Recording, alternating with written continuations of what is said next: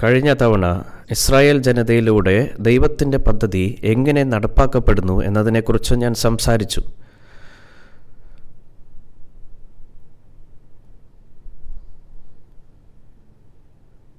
ഒരുപക്ഷെ നിങ്ങളിൽ ചിലർക്ക് ഇതിനെക്കുറിച്ച് ഇതിനകം തന്നെ അറിയാം. എന്നാൽ AD 70 ഇസ്രായേൽ രാഷ്ട്രം നശിപ്പിക്കപ്പെട്ടു. ഏകദേശം 1900 വർഷക്കാലം അവർ രാജ്യവുമില്ലാത്ത ഒരു രാഷ്ട്രമായി നിലനിന്നിരുന്നു. എന്നാൽ അവസാനം അവരുടെ ഭൂമി അവർക്ക് പുനഃസ്ഥാപിക്കുവാൻ തുടങ്ങി. 1948 ഇസ്രായേൽ ഒരു സ്വതന്ത്ര രാഷ്ട്രമായി പുനഃസ്ഥാപിക്കപ്പെട്ടു. തുടർന്ന് ഐക്യരാഷ്ട്രസഭയുടെ അംഗരാജ്യവും അംഗീകരിക്കപ്പെട്ടു. ഏകദേശം 2000 വർഷമായി അപ്രത്യക്ഷമായി ഈ രാഷ്ട്രം പെട്ടെന്ന് ഒരിക്കൽ കൂടെ പ്രത്യക്ഷപ്പെട്ടു. അതിനു മുമ്പ് ഒരു ഇസ്രായേൽ രാഷ്ട്രം ഉണ്ടായിരുന്നില്ല. എന്നാൽ അത് ഏകദേശം 1900 വർഷത്തേക്ക് അപ്രത്യക്ഷമായി. തുടർന്ന് ഇസ്രായേൽ രാഷ്ട്രം പുനഃസ്ഥാപിക്കപ്പെട്ടു. ഇത് ഈ ലോകത്ത് സംഭവിക്കുന്നത് ശരിക്കും അസാധാരണമായ ഒരു കാര്യമാണ്. മാത്രമല്ല, ഇത് വളരെ ആഴത്തിലുള്ള പ്രാധാന്യമുള്ള ഒരു സംഭവവുമാണ്. ഒരു രാജ്യം അപ്രത്യക്ഷമാകുന്നതും വീണ്ടും നിലവിൽ വരുന്നതും സാധാരണമാണെന്ന് ആളുകൾ വിചാരിച്ചേക്കാം. അങ്ങനെ സംഭവിക്കാൻ ഒരു സാധ്യതയുണ്ടെന്ന് അവർ വിചാരിച്ചേക്കാം. എന്നാൽ അപ്രത്യക്ഷമായ ഒരു രാജ്യം വീണ്ടും നിലവിൽ വന്നുവെന്ന വസ്തുത പരിഗണിക്കുകയാണെങ്കിൽ നമുക്ക് കഴിയും, ബൈബിളിൻ്റെ വീക്ഷണത്തിൽ ഇത് വളരെ മഹത്തായ ഒരു സംഭവമാണെന്ന് നമുക്ക് ഇത് കാണുവാൻ കഴിയും. എന്നിട്ടും ആളുകൾ ഈ വസ്തുവിൽ പ്രത്യേക ശ്രദ്ധ ചെലുത്തുന്നില്ലെന്ന് തോന്നുന്നു. ഇന്ന് ബൈബിളിലൂടെ നമ്മൾ മിഡിൽ ഈസ്റ്റിലെ ഇസ്രായേൽ രാഷ്ട്രത്തെ നോക്കുവാൻ പോകുന്നു. ലോകത്തിൻ്റെ മുഴുവൻ ശ്രദ്ധയും ആകർഷിച്ച ഒരു രാഷ്ട്രം. അത് എന്തുകൊണ്ടാണ് ഈ രാജ്യം ഉണ്ടായതെന്ന് നമ്മൾ പരിഗണിക്കും. ഒരിക്കൽ കൂടി പുനഃസ്ഥാപിച്ചു. എന്തുകൊണ്ടാണ് ഈ രാഷ്ട്രവുമായി ബന്ധപ്പെട്ട് ഇത്രയധികം തർക്കം ഉണ്ടാകുന്നത്? ഇതിൻ്റെ കാരണം അന്വേഷിക്കുമ്പോൾ നമ്മൾ ബൈബിളിനെ അടിസ്ഥാനമാക്കും. ഈ ലോകത്തിൻ്റെ കാര്യത്തിൽ ഇതിൻ്റെ അർത്ഥം അന്ത്യം അടുത്തു വരികയാണെന്നും യേശു ഈ ലോകത്തിലേക്ക് മടങ്ങി വരുന്ന ദിവസം അടുത്തു വരികയാണെന്നും നാം കാണുന്നു. കൊറിയ 36 വർഷത്തേക്ക് ജപ്പാനുമായി കൂട്ടിച്ചേർക്കപ്പെട്ടു. റിപ്പബ്ലിക് ഓഫ് കൊറിയ എന്ന രാഷ്ട്രം അപ്രത്യക്ഷമായി. എന്നാൽ 36 വർഷത്തിന് ശേഷം അത് പുനഃസ്ഥാപിക്കുകയും ഒരിക്കൽ കൂടി ഒരു സ്വതന്ത്ര രാഷ്ട്രമായി സ്ഥാപിക്കപ്പെടുകയും ചെയ്തു. തെക്കു കിഴക്കൻ ഏഷ്യയിലെ മറ്റു രാജ്യങ്ങൾ, ലാവോസ്, വിയറ്റ്നാം, കംബോഡിയ തുടങ്ങിയ രാജ്യങ്ങൾ എല്ലാം ഒരു കാലഘട്ടത്തിൽ പോർച്ചുഗൽ, ഫ്രാൻസ്, ഇംഗ്ലണ്ട് തുടങ്ങിയ രാജ്യങ്ങളുടെ ഭരണത്തിന് കീഴിലായിരുന്നുവെന്നത് ശരിയാണ്. പക്ഷേ ഇസ്രായേൽ ഒഴികെ അപ്രത്യക്ഷമായ മറ്റൊരു ഉദാഹരണവുമില്ല. ഇസ്രായേൽ അപ്രത്യക്ഷമായിരുന്നതായി നമുക്ക് കാണുന്നു. അതിൻ്റെ പൗരന്മാർ ഏകദേശം 2000 വർഷങ്ങളായി ലോകമെമ്പാടും ചിതറിക്കിടന്നിരുന്നു. അതിനുശേഷം അവർ ഒരിക്കൽ കൂടി അവരുടെ നാട്ടിലേക്ക് മടങ്ങി. ഇസ്രായേലിൻ്റെ കാര്യത്തിൽ അധികം ഇസ്രായേലിയർ ആ ദേശത്ത് താമസിച്ചിരുന്നില്ല. അവരിൽ ഭൂരിഭാഗവും ലോകമെമ്പാടും ചിതറിക്കിടക്കുകയായിരുന്നു. അവർ തടവുകാരായി പിടിക്കപ്പെടുകയും വിദേശ രാജ്യങ്ങളിൽ താമസിക്കുകയും ചെയ്തു. ഭൂമി തന്നെ മറ്റ് രാജ്യങ്ങളുടെ സ്വത്തായി മാറി. ആളുകൾ ലോകമെമ്പാടും ചിതറിപ്പോയി. ഈ അവസ്ഥ ഏകദേശം 1900 വർഷത്തിൽ കുറയാതെ തുടർന്നു. എന്നാൽ പിന്നീട് ഈ ആളുകൾ തിരികെ വന്ന് ഒരിക്കൽ കൂടി ഒരു സ്വതന്ത്ര രാജ്യം സ്ഥാപിച്ചു. മറ്റൊരു രാജ്യത്തിൻ്റെ കാര്യത്തിലും ഇങ്ങനെ സംഭവിച്ചിട്ടില്ല. നാം ഇന്ന് ബൈബിൾ പഠിക്കുമ്പോൾ അത്തരം സംഭവങ്ങൾ ബൈബിളിനെ അടിസ്ഥാനമാക്കിയുള്ളത് എങ്ങനെയെന്നും വളരെ കാലം മുമ്പ്, ഏകദേശം 200-300 വർഷങ്ങൾക്ക് മുമ്പ് എഴുതപ്പെട്ട ദൈവിക പദ്ധതി എങ്ങനെ പൂർത്തിയാക്കപ്പെടുകയും കൃത്യമായി നിവർത്തിക്കപ്പെടുകയും ചെയ്യുന്നുവെന്നും നമുക്ക് കാണാം. അത് ബൈബിളിൽ പറയുന്നു. ഈ സംഭവങ്ങൾ ചിലത് നമ്മൾ ബൈബിളിലൂടെ പരിശോധിക്കും. ഇനി നമുക്ക് ബൈബിളിലേക്ക് തിരിക്കാം.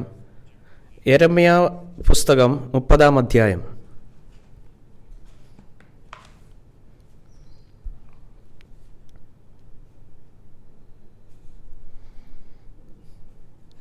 യെരമ്യ 30 പഴയ നിയമത്തിലാണ്.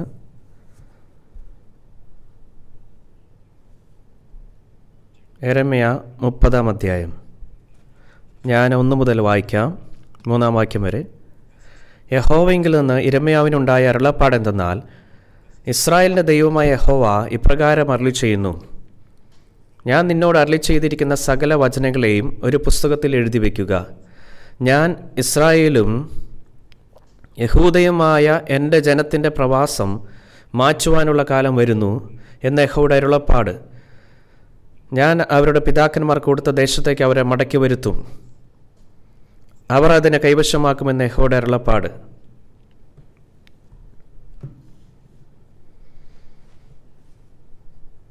യിരെമ്യാവിൻ്റെ ഈ പുസ്തകം ഏകദേശം 2550-60 വർഷം മുമ്പാണ് രേഖപ്പെടുത്തിയിരിക്കുന്നത്. അതിനാൽ യേശു ജനിക്കുന്നതിന് വളരെ കാലം മുമ്പ് അത് രേഖപ്പെടുത്തിയിരിക്കുന്നു. അതിന് ഏകദേശം 500 അല്ലെങ്കിൽ 60 വർഷങ്ങൾക്ക് മുമ്പ് ഈ പ്രവചനം വളരെ കാലം മുമ്പാണ് നടത്തിയത്. ഇസ്രായേലർ ലോകമെമ്പാടും ചിതറിക്കിടക്കുന്നതിനും അവരെ ബന്ദികളാക്കുന്നതിനും മുമ്പായിരുന്നു. യിരെമ്യാവിൻ്റെ പുസ്തകത്തിലെ പല രചനകളും ഇസ്രായേലർ ബാബിലോണിലേക്ക് ബന്ദികളാക്കപ്പെട്ടതാണ്. എന്നാൽ ഇതിന് പിന്നിൽ 2 അർത്ഥമുണ്ട്. ഇസ്രായേലർ പിടിക്കപ്പെടുകയും ലോകമെമ്പാടും ചിതറിക്കിടക്കുകയും ചെയ്തു. എന്നാൽ ഈ പ്രവചന വാക്കുകൾ പറഞ്ഞു, ഒരു ഘട്ടത്തിൽ അവർ പുനഃസ്ഥാപിക്കപ്പെടുകയും അവരുടെ ദേശത്ത് മടങ്ങുകയും ചെയ്യും. നിങ്ങളിവിടെ 2-ാം വാക്യത്തിൽ നോക്കുകയാണെങ്കിൽ അത് പറയുന്നു, ഇസ്രായേലിൻ്റെ ദൈവമായ യഹോവ ഇപ്രകാരം അരുളി ചെയ്യുന്നു, ഞാൻ നിന്നോട് അരുളി ചെയ്യുന്ന സകല വചനങ്ങളും ഒരു പുസ്തകത്തിൽ എഴുതി വയ്ക്കുക. ഇങ്ങനെ എഴുതിയിരിക്കുന്ന വാക്കുകൾ ബൈബിളിലെ വചനങ്ങളാണ്. ദൈവം ഈ കാര്യങ്ങൾ യിരെമ്യാ പ്രവാചകനോട് വെളിപ്പെടുത്തുകയും ഭാവിയിൽ സംഭവിക്കാനിരിക്കുന്ന സംഭവങ്ങൾ ഒരു പുസ്തകത്തിൽ എഴുതാനും അവനോട് പറയുകയും ചെയ്തു. അക്കാലത്ത് അദ്ദേഹം എഴുതിയ വാക്കുകളാണ് ഇപ്പോൾ യിരെമ്യാ പ്രവാചകൻ്റെ പുസ്തകമായി മാറിയത്. അതുകൊണ്ട് നാം ഇപ്പോൾ യിരെമ്യാവിൻ്റെ പുസ്തകം വായിക്കുമ്പോൾ ദൈവത്തിൻ്റെ വാക്കുകൾ വാസ്തവത്തിൽ സത്യമാണോ എന്നും സംഭവങ്ങൾ വാസ്തവത്തിൽ ഈ വിധത്തിൽ സംഭവിച്ചിട്ടുണ്ടോ എന്നും നമുക്ക് കാണുവാൻ കഴിയും. വാക്യം 3, ഞാൻ ഇസ്രായേലും യഹൂദയുമായ എൻ്റെ ജനത്തിൻ്റെ പ്രവാസം മാറ്റുവാനുള്ള കാലം വരും എന്ന് യഹോവയുടെ അരുളപ്പാട്. ഞാൻ അവരുടെ പിതാക്കന്മാർ കൊടുത്ത ദേശത്തേക്ക് അവരെ മടക്കി വരുത്തും, അവർ അതിനെ കൈവശമാക്കുകയും ചെയ്യുമെന്ന് യഹോവയുടെ അരുളപ്പാട്. അവരുടെ പിതാക്കന്മാർക്ക് കൊടുത്തിരിക്കുന്ന ദേശം കൈവശമാക്കുവാൻ വേണ്ടി ദൈവം പറയുന്നു. 2500 വർഷം മുമ്പ് ബൈബിളിൽ ഇവിടെ രേഖപ്പെടുത്തിയിട്ടുണ്ട്. ലോകമെമ്പാടും ചിതറിക്കിടക്കുന്ന ഇസ്രായേലിയർ അവരുടെ നാട്ടിലേക്ക് തിരിച്ചു വന്ന് അത് തിരിച്ചു പിടിക്കുമെന്നും ഒരു നിശ്ചിത സമയത്ത് ഇസ്രായേൽ മടങ്ങിയെത്തി അവരുടെ ദേശം മുഴുവനും ഒരിക്കൽ കൂടി കൈവശപ്പെടുത്തുമെന്ന് ദൈവത്തിൻ്റെ വാക്കുകൾ പറഞ്ഞു. ഈ വാക്കുകൾ എഴുതിയതുപോലെ തന്നെ സംഭവിച്ചു. മിഡിൽ ഈസ്റ്റ് സംഘർഷത്തെക്കുറിച്ച് നിങ്ങൾക്ക് അറിയാമെന്നതിൽ സംശയമില്ല. ഈജിപ്ത്, സിറിയ, ജോർദാൻ, ലെബനൻ തുടങ്ങിയ മിഡിൽ ഈസ്റ്റിലെ രാജ്യങ്ങൾ, ഇസ്രായേലിന് ചുറ്റുമുള്ള രാജ്യങ്ങൾ ഇസ്രായേലിനെതിരെ ആയുധമെടുത്തു. ഇത് മിഡിൽ ഈസ്റ്റിൽ യുദ്ധങ്ങളിലേക്ക് നയിച്ചു. ഈ മിഡിൽ ഈസ്റ്റ് യുദ്ധങ്ങളിൽ മൂന്നാമത്തേത് 6 ദിവസത്തെ യുദ്ധം എന്നാണ് അറിയപ്പെടുന്നത്. ഇത് 1967 നടന്നത്. 6 ദിവസത്തെ യുദ്ധത്തിൻ്റെ സമയത്ത് ഇസ്രായേൽ സൈന്യം ഇസ്രായേൽ ദേശം മുഴുവൻ കൈവശമാക്കി. ഇത് ഇസ്രായേൽ ദേശമാണ്. ഇതാണ് ഇസ്രായേൽ ദേശം. ഇതാണ് ചാവുകടൽ. ഇവിടെ വടക്ക് ഗലീലി കടൽ. ഈ ഭൂമിക്ക് ന്യൂജേഴ്സി സംസ്ഥാനത്തിൻ്റെ വലിപ്പമുണ്ട്. 6 ദിവസത്തെ യുദ്ധത്തിന് മുമ്പ് ഈ ദേശത്ത് പ്രവേശിച്ച് അവിടെ താമസമാക്കി ഇസ്രായേലിയർ ഉണ്ടായിരുന്നു. വെസ്റ്റ് ബാങ്ക് എന്ന് വിളിക്കപ്പെടുന്ന ഒരു പ്രദേശമുണ്ട്. ഇതാണ് യോർദാൻ നദി. യോർദാൻ നദിയുടെ പടിഞ്ഞാറ് ഭാഗത്ത് യെരുശലേമിലേക്കും വടക്കും തെക്കും വിവിധ പ്രദേശങ്ങളിലേക്കും വ്യാപിച്ചു കിടക്കുന്ന പ്രദേശമാണ് വെസ്റ്റ് ബാങ്ക്. യോർദാൻ രാഷ്ട്രം ഈ പ്രദേശം കൈവശപ്പെടുത്തിയിരിക്കുന്നു. വടക്ക് സിറിയ കൈവശപ്പെടുത്തിയ ഗോലാൻ കുന്നുകൾ. ഈജിപ്റ്റ് തെക്ക് പ്രദേശം കൈവശപ്പെടുത്തിയിരിക്കുന്നു. ഈ പ്രദേശത്തുടനീളം ചിതറിക്കിടക്കുന്ന ഫലസ്തീനുകൾ ഇവിടെ താമസിച്ചിരുന്നു.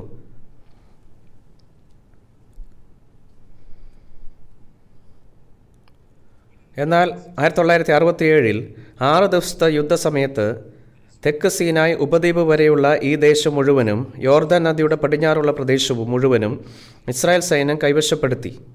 വെസ്റ്റ് ബാങ്ക്, വടക്ക് കിഴക്ക് ഗോലാൻ കുന്നുകളുടെ പ്രദേശം, ഈ പ്രദേശം മുഴുവൻ അവർ പിടിച്ചെടുത്തു. ഈ പ്രദേശങ്ങളിൽ ഇസ്രായേൽ ദേശത്ത് ഉൾപ്പെടുത്തി. ഈ ദേശം മുഴുവൻ ഇസ്രായേൽ കൈവശപ്പെടുത്തി. 2500 600 വർഷങ്ങൾക്ക് മുമ്പ് ഇത് ബൈബിളിൽ രേഖപ്പെടുത്തിയിരിക്കുന്ന ദൈവജനത്തിൽ ഇത് പ്രവചിക്കപ്പെട്ടിട്ടുണ്ട്. നിങ്ങൾ ഇവിടെ 1-ാം വാക്യത്തിൽ നോക്കുകയാണെങ്കിൽ യഹോവയെങ്കിൽ നിന്ന് ഇരമ്യാവിനുണ്ടായ അരുളപ്പാടെന്ന് പറയുന്നു. യഹോവ എന്നാൽ ദൈവം എന്നാണ് അർത്ഥം, അല്ലേ? ഇരമ്യാവിലൂടെ ദൈവം പറഞ്ഞ വാക്കുകളാണിത്. അതുകൊണ്ട് ബൈബിളിലെ ഈ വാക്കുകൾ ദൈവത്തിൻ്റെ വാക്കുകളാണ്. 2500 വർഷങ്ങൾക്ക് മുമ്പ് ഒരു നിശ്ചിത സമയത്ത് ഇസ്രായേലർ മടങ്ങിയെത്തി അവരുടെ ദേശം മുഴുവനും ഒരിക്കൽ കൂടി കൈവശപ്പെടുത്തുമെന്ന് ദൈവത്തിൻ്റെ വാക്കുകൾ പറഞ്ഞു. ഈ വാക്കുകൾ എഴുതിയതുപോലെ തന്നെ സംഭവിച്ചു. അങ്ങനെ ആ യുദ്ധം യോർദാൻ, ഈജിപ്ത്, സിറിയ എന്നിവ കൈവശപ്പെടുത്തിയിരുന്ന പ്രദേശങ്ങൾ ഇസ്രായേൽ ഏറ്റെടുക്കുന്നതിൽ കലാശിച്ചു. അതുകൊണ്ട് ബൈബിളിലെ വാക്കുകൾ കൃത്യമായി എഴുതിയിരിക്കുന്നത് പോലെ നിവൃത്തിയേറിയതായി നമുക്ക് വ്യക്തമായി കാണുവാൻ കഴിയും. അടുത്തതായി നമുക്ക് യെശയ്യാ പുസ്തകം 60-ാം അധ്യായത്തിലേക്ക് തിരിക്കാം. യിരെമ്യാവിന് മുൻപുള്ള പുസ്തകമാണ് യെശയ്യാ.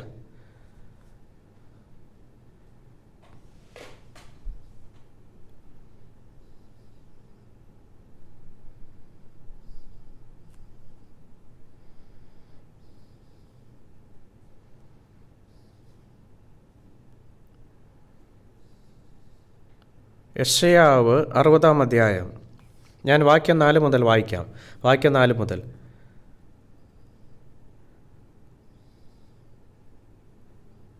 യെശയ്യാ 60-ാം അധ്യായം വാക്യം 4 മുതൽ. നീ തലപൊക്കി ചുറ്റും നോക്കുക, അവൻ എല്ലാവരും ഒന്നിച്ചുകൂടി നിന്റെ അടുക്കൽ വരുന്നു. എൻ്റെ പുത്രന്മാർ ദൂരത്തു നിന്ന് വരുന്നു, ഇസ്രായേൽ മക്കൾ ദൂരത്തു നിന്ന് വരുമെന്ന് ഇവിടെ പറയുന്നു. നിങ്ങളുടെ പുത്രിമാരെ പാർശ്വത്തിങ്കൽ വഹിച്ചു കൊണ്ടുവരും, അവരെ അവരുടെ കൈകളിൽ തിരികെ കൊണ്ടുപോകും. അപ്പോൾ നീ കണ്ട് ശോഭിക്കും, നിന്റെ ഹൃദയം പിടിച്ച് വികസിക്കും. സമുദ്രത്തിൻ്റെ ധനം നിന്റെ അടുക്കൽ ചേരും, ജാതികളുടെ സമ്പത്ത് നിന്റെ അടുക്കൽ വരും. ഇവിടെ പറയുന്നത് നോക്കുക. യെശയ്യാവിൻ്റെ പുസ്തകം ഏകദേശം 2600 വർഷങ്ങൾക്ക് മുമ്പാണ് എഴുതപ്പെട്ടത്. യിരെമ്യാവിൻ്റെ പുസ്തകത്തിന് അല്പം മുമ്പാണ് ഇത് എഴുതിയത്. 2600 വർഷങ്ങൾക്ക് മുമ്പ് യെശയ്യാവ് എന്ന പേരുള്ള പ്രവാചകനുള്ള ദൈവം ഈ പ്രവചന വാക്കുകൾ പറഞ്ഞു. ഇവിടെയും ഇസ്രായേലിയർ അവരുടെ സന്തതികൾ ദൂരെ നിന്ന് തങ്ങളുടെ ദേശത്തേക്ക് മടങ്ങി വരുമെന്ന്, അവർ തങ്ങളുടെ പുത്രന്മാരെയും പുത്രിമാരെയും വഹിച്ചുകൊണ്ട് മടങ്ങിപ്പോകുമെന്നും ദൈവം പ്രവചിച്ചു. ഇവിടെ നാം പ്രത്യേകം ശ്രദ്ധിക്കേണ്ട ഒരു കാര്യം 5-ാം വാക്യത്തിലാണ്. 5-ാം വാക്യം, അപ്പോൾ നീ കണ്ട് ശോഭിക്കും, നിന്റെ ഹൃദയം പിടച്ച് വികസിക്കും. ഇത് സംഭവിക്കുമ്പോൾ ഇസ്രായേലിയുടെ മുഖത്ത് പുഞ്ചിരി ഉണ്ടാകുമെന്നത് പറയുന്നു. അവരുടെ ഹൃദയങ്ങൾ പ്രസന്നമായിരിക്കും. എന്തുകൊണ്ടാണിത്?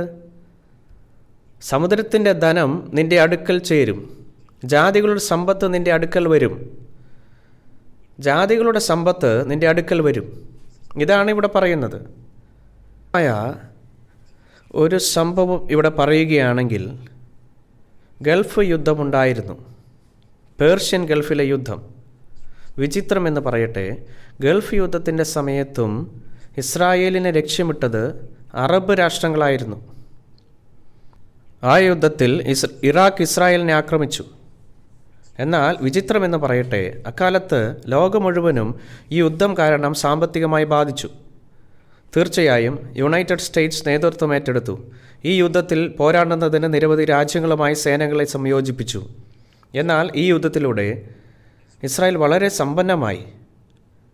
എന്തിനായിരുന്നു അത്? ഇസ്രായേലിൻ്റെ ദിശയിൽ ഇറാഖ് സ്കഡ് മിസൈലുകൾ നിക്ഷേപിക്കുന്നത് തുടർന്നു. അതിനാൽ ഇസ്രായേൽ തിരിച്ചെടുക്കുമെന്ന് ഭീഷണിപ്പെടുത്തി, ആണവ ആയുധങ്ങൾ ഉപയോഗിക്കുമെന്നും ഭീഷണിപ്പെടുത്തി. അവർ ഈ ഭീഷണി നിലനിർത്തിയതിനാൽ യുണൈറ്റഡ് സ്റ്റേറ്റ്സ് സ്ഥിതിഗതികൾ ശാന്തമാക്കാൻ ശ്രമിക്കുകയും ഇസ്രായേലിനെ സഹായിക്കുകയും ചെയ്തു. മിസൈലുകളും ഫ്രാൻസും ജർമ്മനിയും മറ്റു രാജ്യങ്ങളും ഇസ്രായേലിലേക്ക് വലിയ തുക അയച്ചു.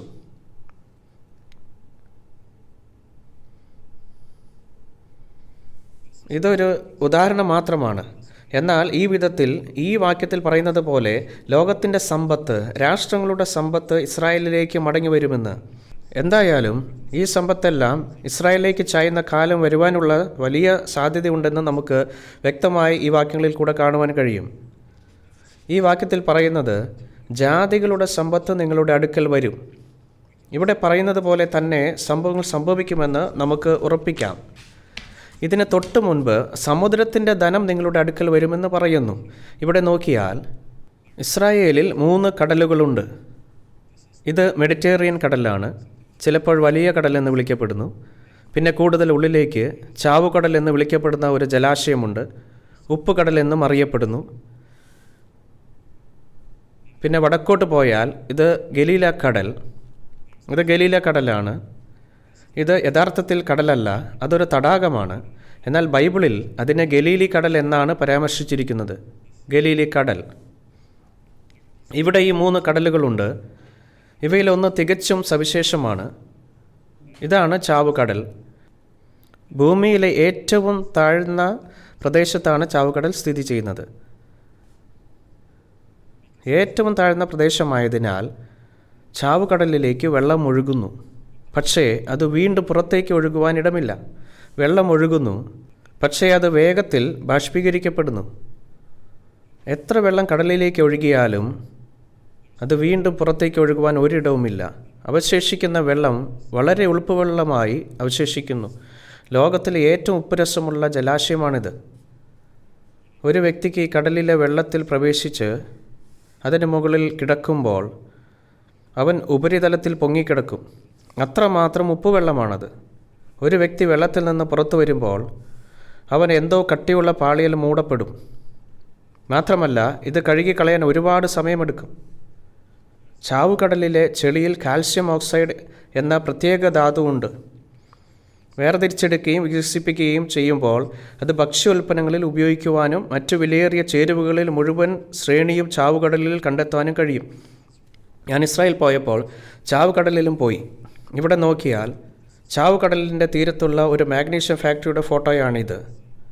ഇതൊരു ഉപ്പ് ഫാക്ടറിയാണ്. നിങ്ങൾക്ക് ഉയരത്തിലുള്ള ചിമ്മിനി കാണുവാൻ കഴിയും. ചാവുകടൽ അതിൻ്റെ ഉപ്പിന് പേരുകേട്ടതാണ്.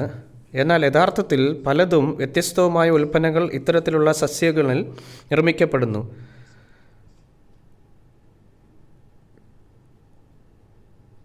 ഇസ്രായേൽ സർക്കാർ ഈ ഫാക്ടറികൾ വികസിപ്പിക്കുകയും പ്രവർത്തിക്കുകയും ചെയ്യുന്നു. ഇതെന്താണ് സൂചിപ്പിക്കുന്നത്? സമുദ്രത്തിലെ ധനം നിങ്ങളുടെ അടുക്കൽ കൊണ്ടുവരുമെന്നാണ്. ബൈബിളിലെ വാക്കുകൾ സത്യമാണ്. ബൈബിളിലെ വാക്കുകൾ 2600 വർഷം മുൻപ് രേഖപ്പെടുത്തിയിരിക്കുന്നു. ഈ വാക്കുകൾ ഇപ്പോൾ എഴുതിയിരിക്കുന്നത് പോലെ തന്നെ നിവർത്തിക്കൊണ്ടിരിക്കുകയാണ്. അത് 8-ാം വാക്യത്തിൽ നമുക്ക് കാണുവാൻ കഴിയും. 8-ാം വാക്യം, എനിക്ക് ശേഷം ഇത് വായിക്കുക.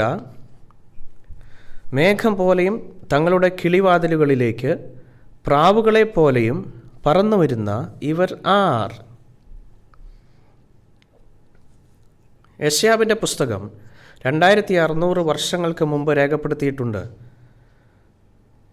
ഈ അടുത്ത ചോദ്യത്തിനുള്ള ഉത്തരം അറിയാമെങ്കിൽ പറയൂ. ആദ്യത്തെ വിമാനം കണ്ടുപിടിച്ചത് എത്ര കാലം മുമ്പാണ്? ഏകദേശം 100 വർഷം മുമ്പായിരുന്നു അത് യഥാർത്ഥത്തിൽ 100 വർഷങ്ങൾക്ക് മുമ്പായിരുന്നു, അത്രയേ ഉള്ളൂ. അപ്പോൾ ഇവിടെ ബൈബിൾ എന്താണ് പറയുന്നതെന്ന് നോക്കൂ. ഇത് 2600 വർഷങ്ങൾക്ക് മുമ്പ് എഴുതിയതാണ്. ഇസ്രായേലർ അവരുടെ നാട്ടിലേക്ക് മടങ്ങുമ്പോൾ അവർ മേഘങ്ങളെപ്പോലെയും പ്രാവുകളെപ്പോലെയും തങ്ങളുടെ കുടിലിലേക്ക് പറക്കുമെന്ന് അവർ പറയുന്നു.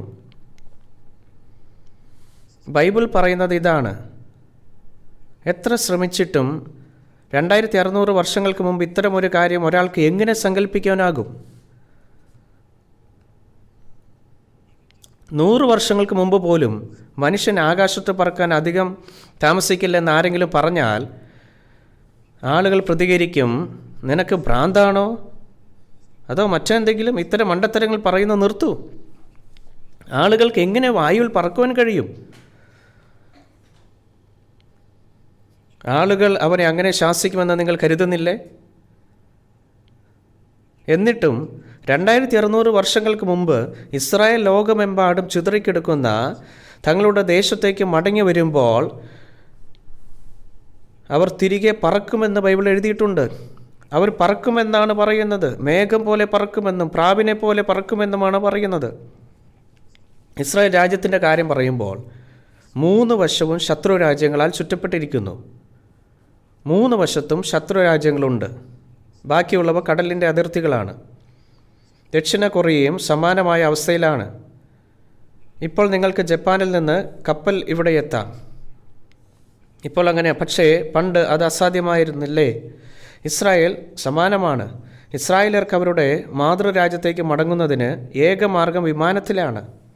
ഈ രാജ്യത്തേക്ക് പ്രവേശിക്കാനുള്ള ഏകമാർഗം വിമാനത്തിലാണ്. അങ്ങനെ ലോകമെമ്പാടുമുള്ള ഇസ്രായേലിയർ അവരുടെ ദേശത്തേക്ക് മടങ്ങുമ്പോൾ അവരെല്ലാം വിമാനത്തിൽ വരുന്നു. അതിനാൽ നിങ്ങൾ ഇവിടെയുള്ള ഈ പത്രവാർത്തകൾ നോക്കുകയാണെങ്കിൽ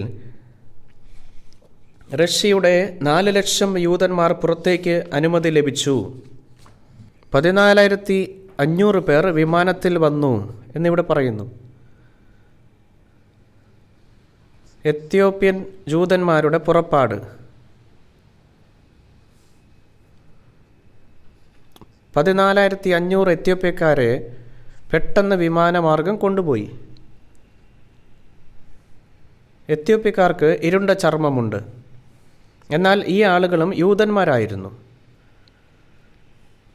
അങ്ങനെ ഇവരെയെല്ലാം സ്വന്തം നാട്ടിലേക്ക് മടങ്ങിയപ്പോൾ അവർ വിമാനത്തിലാണ് യാത്ര ചെയ്തത്. വടക്കൻ തെക്കൻ യമൻ എന്നിവിടങ്ങളിൽ നിന്ന് വിമാനത്തിൽ യൂതന്മാർ തങ്ങളുടെ രാജ്യത്തേക്ക് മടങ്ങുന്നതിനെക്കുറിച്ച് ഞാനൊരു പത്രവാർത്തയിൽ വായിച്ചു.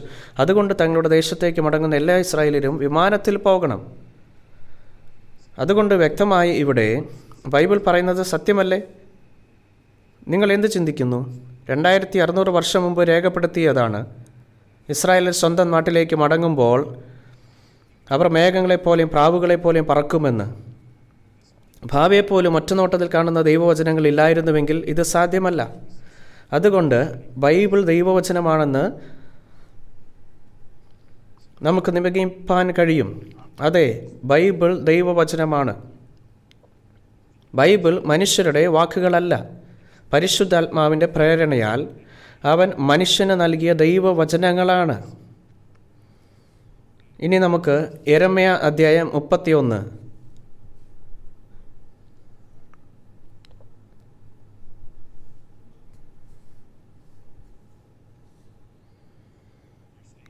വാക്യം 8. യെരമ്യ 31 വാക്യം 8. വാക്യം 8.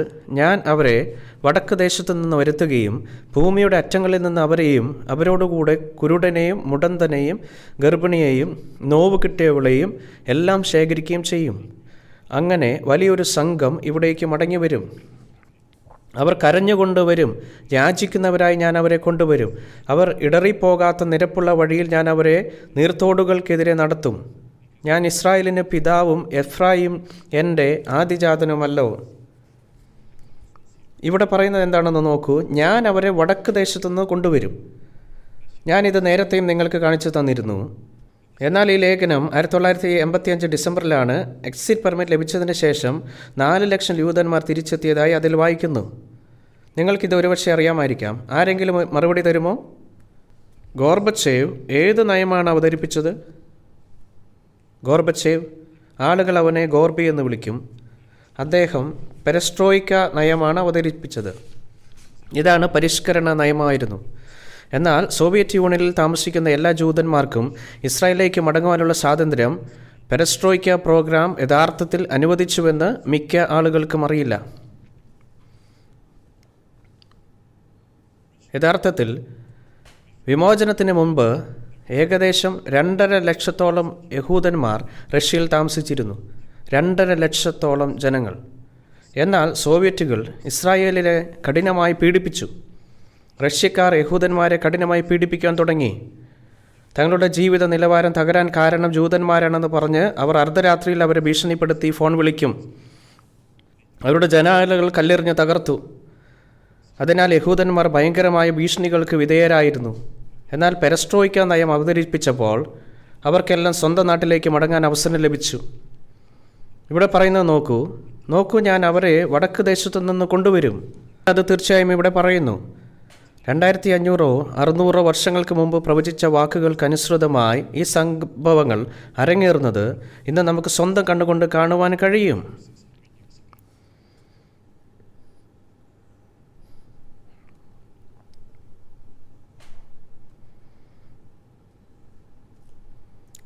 അതിനാൽ ബൈബിൾ സത്യമാണ്. ഇത് നിർമ്മിച്ച കഥകളുടെ അവ്യക്തവും അമൂർത്തവുമായ രേഖയല്ല. തുടക്കം മുതൽ ഒടുക്കം വരെ ബൈബിൾ മുഴുവനും സത്യമാണ്. ബൈബിൾ സത്യമാണെങ്കിൽ ഇത് സാധാരണ കാര്യമല്ല. അതൊരു വലിയ പ്രശ്നമാണ്. ഇനി നമുക്ക് ലൂക്കോസ് സുവിശേഷം 21 അധ്യായത്തിലേക്ക് തിരിക്കാം. അത് പുതിയ നിയമത്തിലാണ്. ലൂക്കോസ് അധ്യായം 21.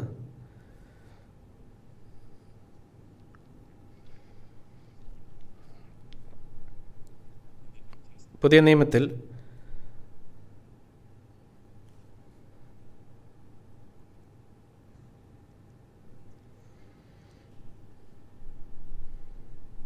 ഇരുപതാം വാക്യം മുതൽ വായിക്കാം. വാക്യം 20. സൈന്യങ്ങൾ യെരൂശലേമിനെ വളഞ്ഞിരിക്കുന്നത് കാണുമ്പോൾ അതിൻ്റെ ശൂന്യകാലം അടുത്തിരിക്കുന്ന അറിഞ്ഞുകൊള്ളുവിൻ. അന്ന് യഹൂദയിലുള്ളവർ മലകളിലേക്ക് ഓടിപ്പോകട്ടെ, അതിൻ്റെ നടുവിലുള്ളവർ പുറപ്പെട്ടു പോകട്ടെ, നാട്ടുപുറമ്പിലുള്ളവർ അതിൽ കടക്കരുത്. എഴുതിയിരിക്കുന്നതെല്ലാം നിവൃത്തിയാകേണ്ടതിന് ആ നാളുകൾ പ്രതികാരകാലമാകുന്നു. ഇപ്പോൾ വാക്യം 24. അവർ വാളിൻ്റെ വായ്ത്തലയാൽ വീഴുകയും അവരെ സകല ജാതികളിലേക്കും ബദ്ധരായി കൊണ്ടുപോവുകയും ജാതികളുടെ കാലം തികയോളം ജാതികൾ യെരൂശലേം ചവിട്ടിക്കളയുകയും ചെയ്യും. ഈ വാക്കുകൾ യേശു പറഞ്ഞതാണ്. ഈ ഭാവിയിൽ വരാനിരിക്കുന്ന ഇസ്രായേലിൻ്റെ പതനത്തെക്കുറിച്ച് യേശു ഇവിടെ പ്രവചിച്ചു. യെരൂശലേം രണ്ടാമതും പിടിച്ചടക്കുമ്പോൾ അത് നശിപ്പിക്കപ്പെടുമെന്ന് അവൻ മുൻപ് കൂട്ടി പറഞ്ഞു. ഇസ്രായേലർ യേശുവിനെ നിരസിക്കുകയും ദൈവത്തെ നിരസിക്കുകയും ചെയ്തതുകൊണ്ടാണ് ഇത് സംഭവിക്കുന്നത്. നമ്മളിത് അവസാനമായി പഠിച്ചുവല്ലോ. തന്നോട് മത്സരിച്ചാൽ അവർ തങ്ങളുടെ പുത്രന്മാരെയും പുത്രിമാരുടെയും മാംസം ഭക്ഷിക്കുമെന്നും ദൈവം അവരോട് പറഞ്ഞിരുന്നു.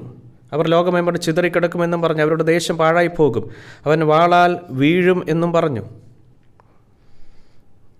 അവൻ പറഞ്ഞതുപോലെ തന്നെ സംഭവിച്ചു.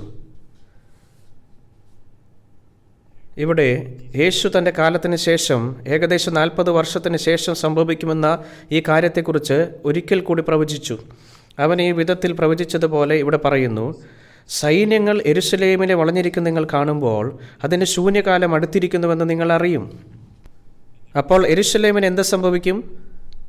അവർ വാളിൻ്റെ വായ്ത്തലയാൽ വീഴുകയും അവരെ സകല ജാതികളിലേക്കും ബദ്ധരായി കൊണ്ടുപോവുകയും ജാതികളുടെ കാലം തികയോളം ജാതികൾ യെരൂശലേമിൽ ചവിട്ടിക്കളയുകയും ചെയ്യും. അങ്ങനെ ഇവിടെ പറയുമ്പോൾ എന്താണ് അർത്ഥമാക്കുന്നത്? ജാതികളുടെ കാലം തികയോളം. ഇവിടെ 7 വർഷത്തെ കഷ്ടതയാണ് കാണിക്കുന്നത്. അപ്പോൾ ജാതികളുടെ കാലം ആരംഭിച്ചത് എപ്പോഴാണ്? ഏകദേശം 600 BC-യിലായിരുന്നു അത്. അപ്പോഴാണ് യെരൂശലേം ആദ്യമായി നശിപ്പിക്കപ്പെട്ടത്. പിന്നീട് യെരൂശലേമിൻ്റെ രണ്ടാമത്തെ നാശം സംഭവിച്ചു. ഭാവിയിൽ അത് 3-ാം തവണയും നശിപ്പിക്കപ്പെടും. അങ്ങനെ യെരൂശലേം ആദ്യമായി നശിപ്പിക്കപ്പെട്ടത് മുതൽ ജാതികളുടെ കാലം ആരംഭിച്ചു. അപ്പോൾ ജാതികളുടെ കാലം എപ്പോൾ അവസാനിക്കും? അത് ഇവിടെ ഉണ്ടാകും. ഇവിടെ അതെങ്ങനെ അവസാനിക്കും? യേശു മരിച്ചവരിൽ നിന്ന് ഉയർത്തെഴുന്നേറ്റ് സ്വർഗത്തിലേക്ക് ആരോഹണം ചെയ്യുമ്പോൾ, അവൻ വീണ്ടും വരുമ്പോൾ ജാതികളുടെ കാലം അവസാനിക്കും. അന്നു മുതൽ 1000 വർഷത്തേക്ക് യേശു യെരൂശലേമിൽ നിന്ന് ലോകത്തെ മുഴുവനും ഭരിക്കും. ഇസ്രായേലിന് വീണ്ടും സമയം വരും. അങ്ങനെ ജാതികളുടെ കാലം ഇവിടെ അവസാനിക്കുന്നു. ഇവിടെ 24-ാം വാക്യത്തിൽ പറയുന്നു, അവർ വാളിൻ്റെ വായ്ത്തല വീഴുകയും അവരെ സകല ജാതികളിലേക്കും ബദ്ധരായി കൊണ്ടുപോവുകയും ചെയ്യും. എല്ലാ ജാതികളിലേക്കും തടവുകാരായി കൊണ്ടുപോകും. AD 70 അവരെ തടവുകാരായി കൊണ്ടുപോയി. ജാതികളുടെ കാലം തികയോളം ജാതികൾ യെരൂശലേമിനെ ചവിട്ടിക്കളയുകയും ചെയ്യും. ഞാൻ മുൻപ് പറഞ്ഞതുപോലെ 1967 യെരൂശലേം ഇസ്രായേലിന് തിരികെ ലഭിച്ചു. യെരൂശലേം ഇസ്രായേലിന് തിരികെ നൽകി. യെരൂശലേം ഇസ്രായേലിന് തിരികെ നൽകപ്പെട്ടു. ആ സമയത്തിന് മുമ്പ് യോർദാൻ, അന്ന് ട്രാൻസ് ജോർദാൻ എന്നറിയപ്പെട്ടിരുന്നു, പഴയ നഗരം ഉൾപ്പെടെ കിഴക്കൻ യെരുശലേം പിടിച്ചെടുത്തു. അത് വളരെ കാലം മുമ്പ് ആലയത്തിൻ്റെ സ്ഥാനമായിരുന്നു. എന്നാൽ 1967 ഇസ്രായേൽ സൈന്യം യെരുശലേം തിരിച്ചു പിടിച്ചു. ഇത് ജാതികളുടെ കാലത്തിൻ്റെ അവസാനത്തെ അടയാളമായി തോന്നാം. പക്ഷേ ഇതുവരെ അങ്ങനെ ആയിരുന്നില്ല. എന്തുകൊണ്ടാണ് എന്ന് ഞാൻ വിശദീകരിക്കാം. യെരുശലേമിൻ്റെ മധ്യഭാഗത്താണ് ശലോമോൻ്റെ ആലയം സ്ഥിതി ചെയ്തത്. ഇതിനെ സിയോൻ പർവ്വതം എന്നും വിളിക്കുന്നു. അവിടെയാണ് ശലോമോൻ്റെ ആലയം പണിതത്. എന്നാൽ ഇപ്പോൾ അവിടെ 2 മസൂദികൾ പണിതിട്ടുണ്ട്. നിലവിൽ അവിടെയുള്ള 2 പള്ളികൾ അൽ അക്സ മസ്ജിദ്, മസ്ജിദ് ഓഫ് ഒമർ എന്നിവയാണ്. എന്നാൽ ഈ മസ്ജിദുകൾ പൂർണ്ണമായും പൊളിച്ച് ഇസ്രായേൽ ആലയം പുനർനിർമ്മിക്കുന്ന ദിവസം ഈ പ്രദേശം യഥാർത്ഥത്തിൽ ഇസ്രായേലിൻ്റെ അധീനതയിലാകും.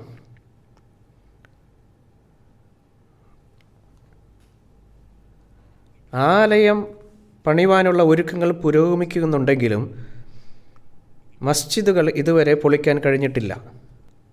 1967 ഇസ്രായേൽ യെരുശലേം മുഴുവൻ തിരിച്ചു പിടിച്ചപ്പോൾ ജാതികളുടെ കാലത്തിൻ്റെ അന്ത്യം അടുത്തിരിക്കുന്നു എന്നതിൻ്റെ തെളിവാണിത്. ഇതിൽ നിന്ന് നമുക്ക് അറിയുവാൻ കഴിയുന്ന ഒരു കാര്യം കൂടെയുണ്ട്. ഇസ്രായേൽ തങ്ങളുടെ മാതൃരാജ്യത്തേക്ക് മടങ്ങുന്നതിൻ്റെ പ്രാധാന്യം എന്താണ്? അതിനർത്ഥം യേശു ക്രിസ്തു ലോകത്തിലേക്ക് മടങ്ങി വരെയുള്ള സമയം അടുത്തിരിക്കുന്നുവെന്നാണ്. അപ്പോൾ യേശു വാഴുവാനുള്ള സമയം വരും. പാപമില്ലാത്ത സമ്പൂർണ്ണ സമാധാനത്തിൻ്റെ കാലം. ആ ഘട്ടത്തിൽ ഈ പാപത്തിൻ്റെ ഒരു കാലഘട്ടം അവസാനിക്കും. അതുകൊണ്ട് ഈ പാപത്തിൻ്റെ എല്ലാ കാലഘട്ടം അവസാനിക്കും. അതുകൊണ്ട് ഇസ്രായേൽ അവരുടെ നാട്ടിലേക്ക് മടങ്ങിയത് വളരെ പ്രധാനപ്പെട്ട ഒരു സംഭവമാണ്. അതൊരു നിസ്സാര കാര്യമല്ല. ഇസ്രായേൽ ഒരു സ്വതന്ത്ര രാഷ്ട്രമായി മാറിയിരിക്കുന്നു. എന്നാൽ ലോകമെമ്പാടും ചിതറിക്കിടക്കുന്ന നിരവധി ഇസ്രായേലികൾ ഇപ്പോഴുമുണ്ട്. കൃത്യമായ കണക്കുകൾ എനിക്കറിയില്ല. എന്നാൽ നിലവിൽ ഏകദേശം 6 ലക്ഷം യഹൂദന്മാർ യുണൈറ്റഡ് സ്റ്റേറ്റ്സിൽ മാത്രം താമസിക്കുന്നുണ്ട്. കൂടാതെ തെക്കേ അമേരിക്കയിലുമുണ്ട്. ഇപ്പോഴും ധാരാളം താമസിക്കുന്നവർ റഷ്യയിലും താമസിക്കുന്നവരുണ്ട്. ഇപ്പോൾ വാക്യം 29 നോക്കുക. 29-ാം വാക്യം. ഒരു ഉപമയും അവരോട് പറഞ്ഞത്, അത്തി മുതലായ സകല വൃക്ഷങ്ങളെയും നോക്കുവിൻ. അവ തളിർക്കുന്നത് നിങ്ങൾ കാണുമ്പോൾ വേനൽ അടുത്തിരിക്കുന്നുവെന്ന് സ്വതവേ അറിയുന്നുവല്ലോ. അവണ്ണം തന്നെ ഇത് സംഭവിക്കുന്നത് കാണുമ്പോൾ ദൈവരാജ്യം അടുത്തിരിക്കുന്നുവെന്ന് ഗ്രഹിപ്പിൻ. ഇവിടെ പറയുന്നത് നോക്കൂ. 2 തരം വൃക്ഷങ്ങളെ പരാമർശിച്ചുകൊണ്ട് യേശു ഒരു ഉപമ പറയുന്നു. ഒന്ന് അത്തിമരമാണ്, മറ്റൊന്ന് എല്ലാ മരങ്ങളും. ഇവ എന്തിനെ പ്രതിനിധീകരിക്കുന്നു? അവർ ഒരു രാഷ്ട്രങ്ങളെയും പ്രതികരിക്കുന്നു. എല്ലാ വൃക്ഷങ്ങളും എന്ന് പറയുമ്പോൾ ഇതെല്ലാ ജനതകളെയും സൂചിപ്പിക്കുന്നു. അതിനാൽ നമ്മൾ രാജ്യങ്ങളെക്കുറിച്ച് നാം ചിന്തിക്കുകയാണെങ്കിൽ സോവിയറ്റ് യൂണിയൻ ഇപ്പോൾ പിരിച്ചുവിടപ്പെടുകയും ഒരു കോമൺവെൽത്ത് ഓഫ് ഇൻഡിപെൻഡൻറ്റ് സ്റ്റേറ്റ്സ് രൂപീകരിക്കപ്പെടുകയും ചെയ്തു. ഒരു കാലത്ത് സോവിയറ്റ് യൂണിയൻ ആയിരുന്ന മേഖലയിൽ ഇപ്പോൾ ഏകദേശം 12 അഡ്മിനിസ്ട്രേറ്റീവ് ഡിവിഷനുകളുടെ ഒരു ഫെഡറേഷനുണ്ട്. നിരവധി പുതിയ രാജ്യങ്ങൾ നിലവിൽ വന്നിട്ടുണ്ട്. 2ാം ലോകമഹായുദ്ധം അവസാനിക്കുന്നതിന് മുമ്പ് ഈ ലോകത്ത് 60ഓളം രാജ്യങ്ങളുണ്ടായിരുന്നു. അത് 2 ലോകം മഹായുദ്ധം അവസാനിക്കുന്നതിന് മുമ്പാണ്. സൂര്യൻ ഒരിക്കലും അസ്തമിക്കാത്ത ഭൂമി എന്നാണ് ബ്രിട്ടീഷ് സാമ്രാജ്യത്തെ വിശേഷിപ്പിച്ചിരുന്നത്. ഇതാണ് ആളുകൾ പറഞ്ഞത്. ലോകമെമ്പാടുള്ള നിരവധി രാജ്യങ്ങളിൽ ബ്രിട്ടന് ആധിപത്യം ഉണ്ടായിരുന്നതിനാലാണിത്. അവരുടെ പ്രദേശത്തിൻ്റെ ഒരു ഭാഗത്തെങ്കിലും സൂര്യപ്രകാശം എപ്പോഴും പ്രകാശിക്കുന്നതായി അവർക്ക് തോന്നി.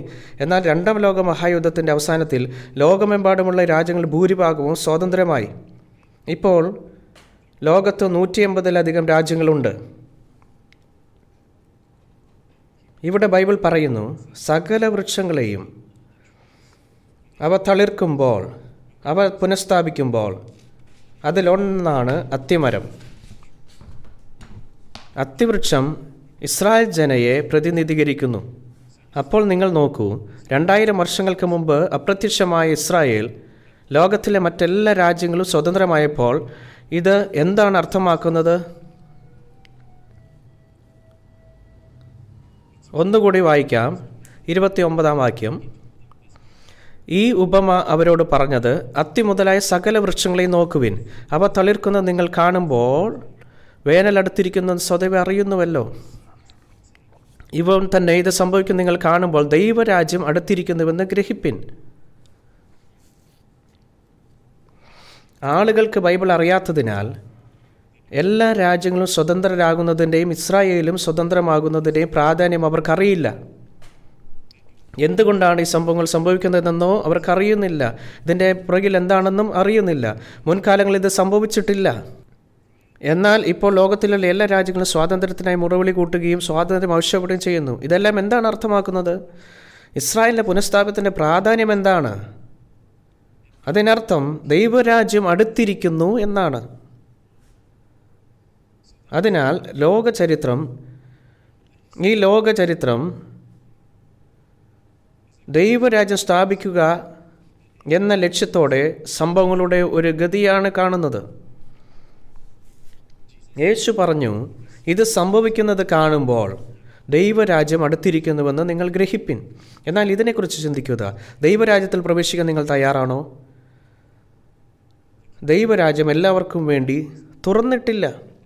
എനിക്ക് ശേഷം ഇത് ആവർത്തിക്കുക. വീണ്ടും ജനിച്ചില്ലെങ്കിൽ ആർക്കും ദൈവരാജ്യം കാണുവാൻ കഴിയുകയില്ല. വെള്ളത്താലും ആത്മാവിനാലും ജനിച്ചിട്ടില്ലെങ്കിൽ ആർക്കും ദൈവരാജ്യത്തിൽ പ്രവേശിക്കുവാനാവില്ല. യേശു വളരെ വ്യക്തമായി കാര്യം പറഞ്ഞു. ദൈവരാജ്യം അടുത്തിരിക്കുന്നു. എന്നാൽ ആളുകൾ മറ്റു കാര്യങ്ങൾ വളരെ തിരക്കിലാണ്. ദൈവരാജ്യം അടുത്തിരിക്കുന്നത് നമ്മുടെ കൺമുന്നിൽ തന്നെ നമുക്ക് വ്യക്തമായി കാണുവാൻ കഴിയുമല്ലേ? എന്നിട്ടും ആളുകൾ ഇവിടെ പ്രവേശിക്കുവാൻ തയ്യാറല്ല.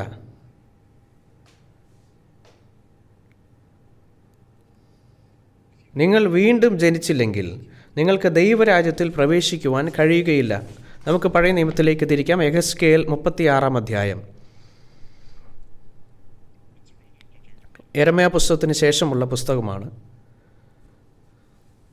യെഹെസ്കേൽ 36-ാം അധ്യായം. യെഹെസ്കേൽ 36-ാം അധ്യായം. ഈ ഭാഗത്തിൻ്റെ പശ്ചാത്തലത്തെക്കുറിച്ച് സംസാരിക്കുവാൻ ഞാൻ ആഗ്രഹിക്കുന്നു. തുടർന്ന് നമുക്കത് വായിക്കാം. നിങ്ങളിവിടെ നോക്കുകയാണെങ്കിൽ 3500 വർഷങ്ങൾക്ക് മുമ്പ് മോശ ഇസ്രായേലരെ ഈ ദേശത്തേക്ക് നയിച്ചപ്പോൾ സീനായ് പർവ്വതത്തിൽ അവർക്ക് ന്യായപ്രമാണം ലഭിച്ചു. തുടർന്ന് അവർ പോയി. അവർ ഏല എന്ന സ്ഥലം പിന്നിട്ടു. പിന്നെ ഇവിടെ എത്തിയപ്പോൾ അവർ കുറേ ആളുകളെ കനാൻ ദേശത്തേക്ക് അയച്ചു. ആളുകൾ അയച്ച് ഭൂമി പര്യവേഷണം ചെയ്യുവാൻ പറഞ്ഞു. ഈ ആളുകൾ തിരികെ വന്നപ്പോൾ ഒരു വലിയ മുന്തിരിക്കുലയുമാണ് അവർ വന്നത്. അത് 2 ആളുകൾ ഒരു കമ്പിൽ കെട്ടി ചുമക്കേണ്ടതായി വന്നു. ഇത് പറയുന്നത് പാലും തേനും ഒഴുകുന്ന ദേശം എന്താണ് ഇത് പറയുന്നത്? ഇത് വളരെ ഫലപുഷ്ടിയും കൃഷിക്കും നല്ലതുമായിരിക്കുന്ന ഒരു സ്ഥലമായിരിക്കും.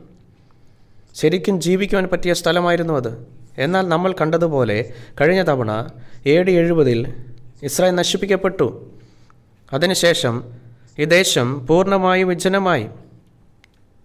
AD 70 ശേഷം ഈ ഭൂമിയിൽ മഴ നിലച്ചതാണ് ഇതിന് കാരണം. ഇന്നും അങ്ങനെ തന്നെ.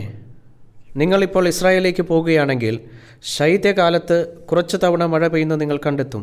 എന്നാൽ വർഷത്തിൽ ബാക്കിയുള്ള സമയങ്ങളിൽ മഴ പെയ്യുന്നില്ല. വേനൽക്കാലത്തല്ല, ശരത്കാലത്തിലുമല്ല, മഴ പെയ്യുന്നില്ല എന്ന് മാത്രം. അങ്ങനെ കഴിഞ്ഞ 1900 വർഷം കൊണ്ട് ആ ദേശം പൂർണ്ണമായും ശൂന്യമായി തീർന്നു. ഇസ്രായേലർ കനാൻ ദേശത്ത് പ്രവേശിച്ചപ്പോൾ അത് വളരെ ഫലപുഷ്ടിയുമായിരുന്നു. പാലും തേനും ഒഴുകുന്നു. അവർ അവിടെ താമസിക്കുമ്പോൾ അത് അങ്ങനെ തന്നെ തുടർന്നു. എന്നാൽ അവർ പോയതിനു ശേഷം അത് ശൂന്യമായി. എന്നാൽ ഇപ്പോൾ ഇസ്രായേലർ ഒരിക്കൽ കൂടി തങ്ങളുടെ ദേശത്തേക്ക് മടങ്ങാൻ തുടങ്ങിയിരിക്കുന്നു. ഭൂമി പൂർണ്ണമായും ഫലപുഷ്ടിയായിക്കൊണ്ടിരിക്കുകയാണ്. അത് വിചിത്രമാണെന്ന് നിങ്ങൾ കരുതുന്നില്ലേ? ഇസ്രായേൽ മക്കൾ അവിടെ താമസിച്ചപ്പോൾ ദേശം പുഷ്ടിയുള്ളതായിരുന്നു. അവർ പോയപ്പോൾ അത് വിജനമായി. ഇപ്പോൾ അവർ മടങ്ങി വരുമ്പോൾ അവർ വീണ്ടും ഫലപുഷ്ടിയായിരിക്കുന്നു. ആരാണിത് സംഭവിപ്പിക്കുന്നത്? 36-ാം അധ്യായം 1-ാം വാക്യം മുതൽ നമുക്ക് വായിക്കാം. നീയോ മനുഷ്യപുത്ര, ഇസ്രായേൽ പർവ്വതങ്ങളോട് പ്രവചിച്ചു പറയേണ്ടത്, ഇസ്രായേൽ പർവ്വതങ്ങളെ, യഹോവയുടെ വചനം കേൾപ്പിൻ. യഹോവയായ കർത്താവ് ഇപ്രകാരം അരുളിച്ചെയ്യുന്നു, ശത്രു നിങ്ങളെക്കുറിച്ച് നന്നായി, പുരാതന ഗിരികൾ ഞങ്ങൾക്ക് കൈവശമായിരിക്കുന്നു എന്ന് പറയുന്നു. അതുകൊണ്ട് നീ പ്രവചിച്ച് പറയേണ്ടത്, യഹോവയായ കർത്താവ് ഇപ്രകാരം അരുളിച്ചെയ്യുന്നു, നിങ്ങൾ ജാതികളിൽ ശേഷിച്ചവർക്ക് കൈവശമായി തീരത്തക്കവണ്ണം അവർ നിങ്ങളെ ശൂന്യമാക്കി. അവർ എന്ന് പറയുന്നത് ജാതികളെ സൂചിപ്പിക്കുന്നു. നിങ്ങളെ ചുറ്റും നിന്ന് കപ്പിക്കളയുന്നതുകൊണ്ടും നിങ്ങൾ വായാളികളുടെ അധരങ്ങളിൽ അകപ്പെട്ട് ലോകരുടെ അപവാദ വിഷയമായി തീർന്നിരിക്കുന്നു. അത് അപകീർത്തിപ്പെടുകയും പരിഹസിക്കപ്പെടുകയും ചെയ്തു. ഇപ്പോൾ വാക്യം 7 വാക്യം. വാക്യം 7. അതുകൊണ്ട് യഹോവയായ കർത്താവ് ഇപ്രകാരം അരുളിച്ചെയ്യുന്നു, നിങ്ങളുടെ ചുറ്റുമുള്ള ജാതികൾ നിശ്ചയമായി തങ്ങളുടെ ലജ്ജ വഹിക്കും എന്ന് ഞാൻ കൈ ഉയർത്തി സത്യം ചെയ്യുന്നു. ഇപ്പോൾ ഇസ്രായേൽ വീണ്ടെടുക്കാൻ തുടങ്ങുമ്പോൾ ചുറ്റുമുള്ള ജനതകൾ ലജ്ജിക്കുകയും നിന്ദിക്കുകയും ചെയ്യുമെന്ന് പറയുന്നു. വാക്യം 8. നിങ്ങളോ ഇസ്രായേൽ പർവ്വതങ്ങളെ, എൻ്റെ ജനമായ ഇസ്രായേൽ വരുവാൻ അടുത്തിരിക്കുകകൊണ്ട് കൊമ്പുകളെ നീട്ടി അവർക്ക് വേണ്ടി ഫലം കായ്പിൻ. ഞാൻ നിങ്ങൾക്ക് അനുകൂലമായിരിക്കുന്നു. ഞാൻ നിങ്ങളുടെ അടുക്കലേക്ക് തിരിയും. നിങ്ങളിൽ കൃഷിയും വിതയും നടക്കും. അതിനാൽ ഇവിടെ എന്താണ് പറയുന്നത് നോക്കൂ. വിചിത്രമായി തോന്നാമെങ്കിലും പൂർണ്ണമായും വിജനമായ ഇസ്രായേൽ ദേശം ഇപ്പോൾ അത്യധികം ഫലപുഷ്ടിയുള്ളതായിക്കൊണ്ടിരിക്കുകയാണ്.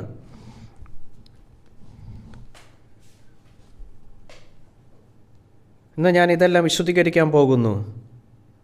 എന്നാൽ ഞാൻ പറയുന്നത് നിങ്ങൾ വിശ്വസിക്കുന്നില്ലെങ്കിൽ നിങ്ങൾക്ക് എപ്പോഴെങ്കിലും ഇസ്രായേൽ സന്ദർശിച്ച് സ്വയം കാണാവുന്നതാണ്.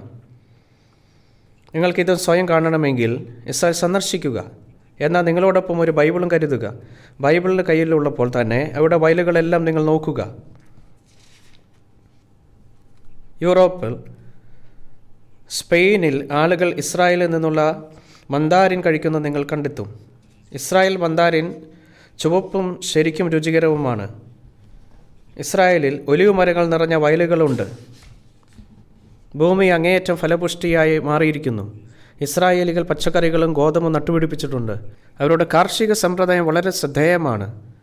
ഞാനിത് എൻ്റെ സ്വന്തം കണ്ണുകൊണ്ട് കണ്ടതാണ്. വ്യക്തിപരമായ അനുഭവത്തിൽ നിന്നാണ് ഞാൻ ഇതിനെക്കുറിച്ച് സംസാരിക്കുന്നത്. എന്നാൽ മുമ്പ് ഇസ്രായേൽ ദേശം പൂർണ്ണമായും വിജനമായിരുന്നു. ഒരു സമ്പൂർണ്ണ മരുഭൂമിയായിരുന്നു അത്. എന്നാൽ ഇപ്പോൾ ഇസ്രായേലർ തങ്ങളുടെ ദേശത്തേക്ക് മടങ്ങിയെത്തിയതിനാൽ അത് പുനഃസ്ഥാപിക്കപ്പെടുകയും ചെയ്തു. ഇപ്പോൾ വാക്യം 34.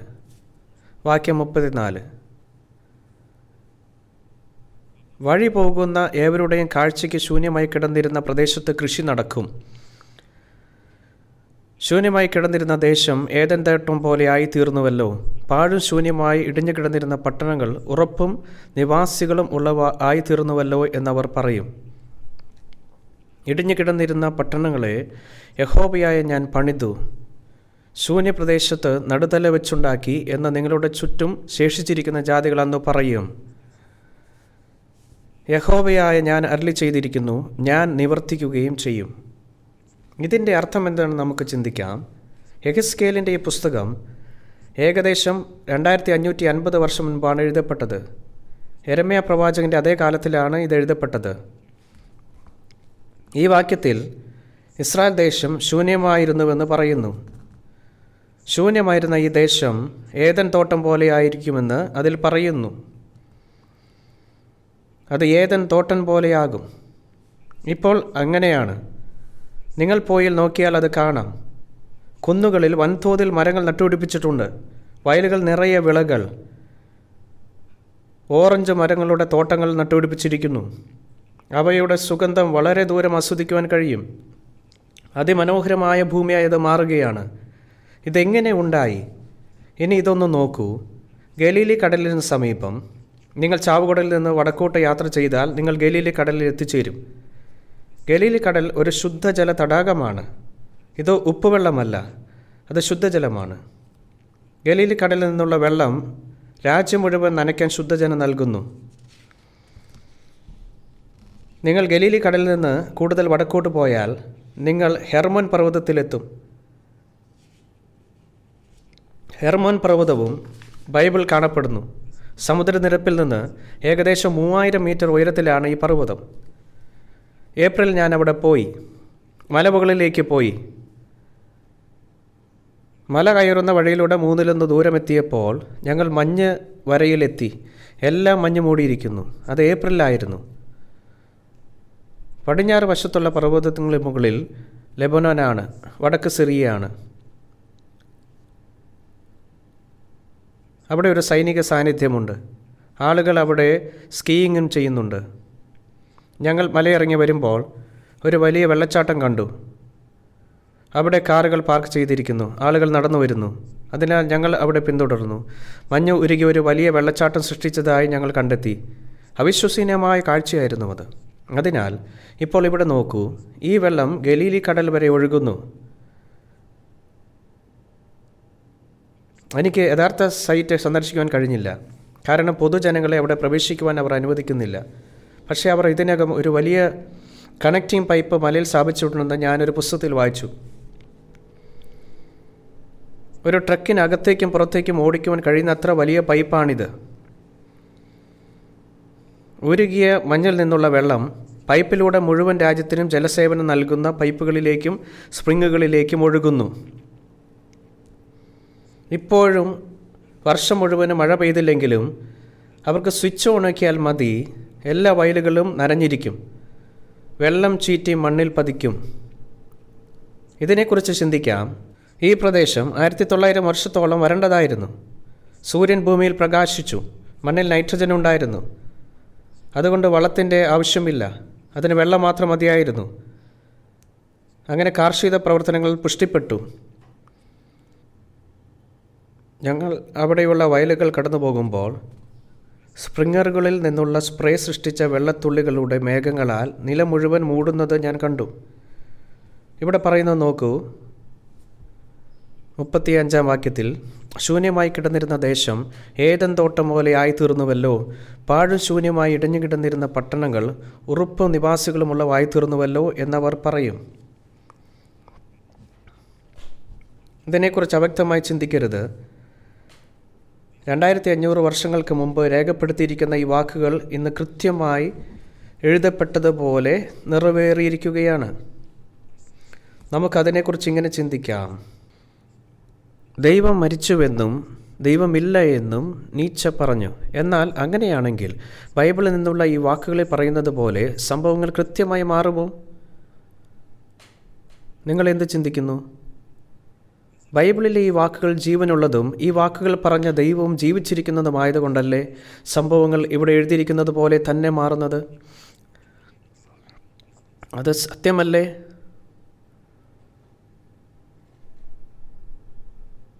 അത് സത്യം തന്നെയല്ലേ? ദൈവം ജീവിച്ചിരിപ്പില്ലേ?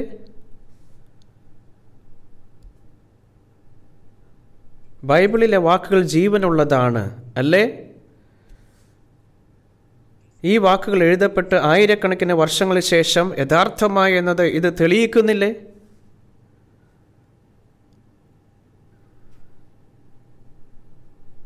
ഇവിടെ നോക്കിയാൽ 36-ാം വാക്യത്തിൽ ഇങ്ങനെ പറയുന്നു, ഇടിഞ്ഞു കിടന്നിരുന്ന പട്ടണങ്ങളെ യഹോവയെ ഞാൻ പണിതു, ശൂന്യപ്രദേശത്ത് നടുതല വെച്ചുണ്ടാക്കിയെന്ന് നിങ്ങളുടെ ചുറ്റും ശേഷിച്ചിരിക്കുന്ന ജാതികൾ അന്ന് പറയും. എനിക്ക് ശേഷം ഇത് ആവർത്തിക്കുക, യഹോവയായ ഞാൻ അരുളി ചെയ്തിരിക്കുന്നു, ഞാൻ നിവർത്തിക്കുകയും ചെയ്യും. ഇത് നോക്കൂ, യഹോവയായ ഞാനെന്ന് പറയുന്നു. ദൈവം അരുളി ചെയ്തതുകൊണ്ടും അവൻ അത് ചെയ്യുമെന്ന് അവൻ പറഞ്ഞതുകൊണ്ടും ഞാൻ നിവർത്തിക്കുകയും ചെയ്യുമെന്ന് അവൻ പറയുന്നു. ഇതിപ്പോൾ നിവർത്തിയായിരിക്കുന്നു. ഇതിനെക്കുറിച്ച് ചിന്തിക്കുക. ദൈവമുണ്ടോ ഇല്ലയോ? ഇതാണ് ഇവിടുത്തെ വിഷയം. ബൈബിളിലെ വാക്കുകൾ സത്യമാണോ അല്ലയോ? അതാണ് ഞാൻ ഉദ്ദേശിക്കുന്നത്.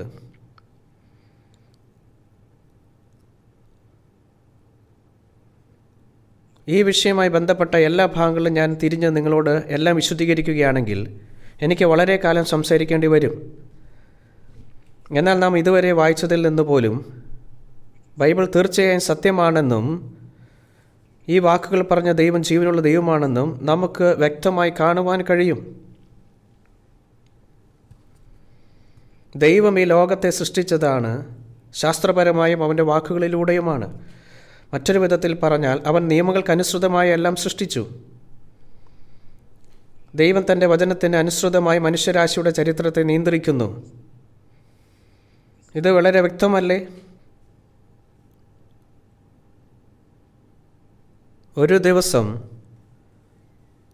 നിങ്ങൾ ദൈവത്തെ കാണേണ്ടി വരും.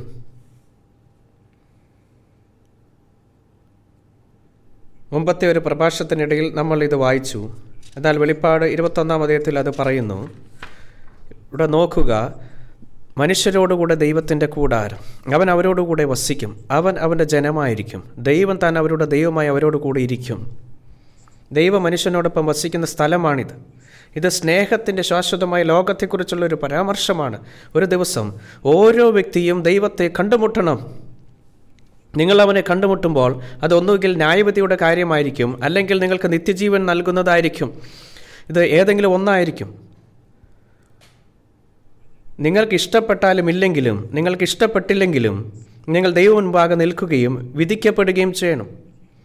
നിങ്ങളുടെ ആത്മാവിൻ്റെ രക്ഷ നിങ്ങൾ അനുഭവിച്ചിട്ടില്ലെങ്കിൽ, എന്നാൽ നിങ്ങളുടെ ആത്മാവ് വീണ്ടും ജനിക്കുകയാണെങ്കിൽ, നിങ്ങൾ വലിയ സന്തോഷത്തോടെയും ആനന്ദത്തോടെയും നന്ദിയുള്ള ഹൃദയത്തോടെയും ദൈവത്തെ കണ്ടുമുട്ടും. മനുഷ്യൻ ഈ ലോകത്ത് ജനിച്ച് ജീവിക്കുന്നതിൻ്റെ ഉദ്ദേശം അതാണ്. നമ്മൾ ജീവിക്കുകയും മരിക്കുകയും ചെയ്യുന്നില്ല. അതാണ് അതിൻ്റെ അവസാനം. ജീവിതം അങ്ങനെ വ്യർത്ഥമല്ല.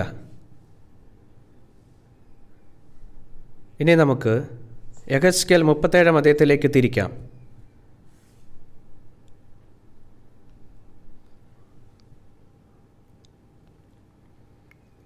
അധ്യായം 37, 1 മുതൽ.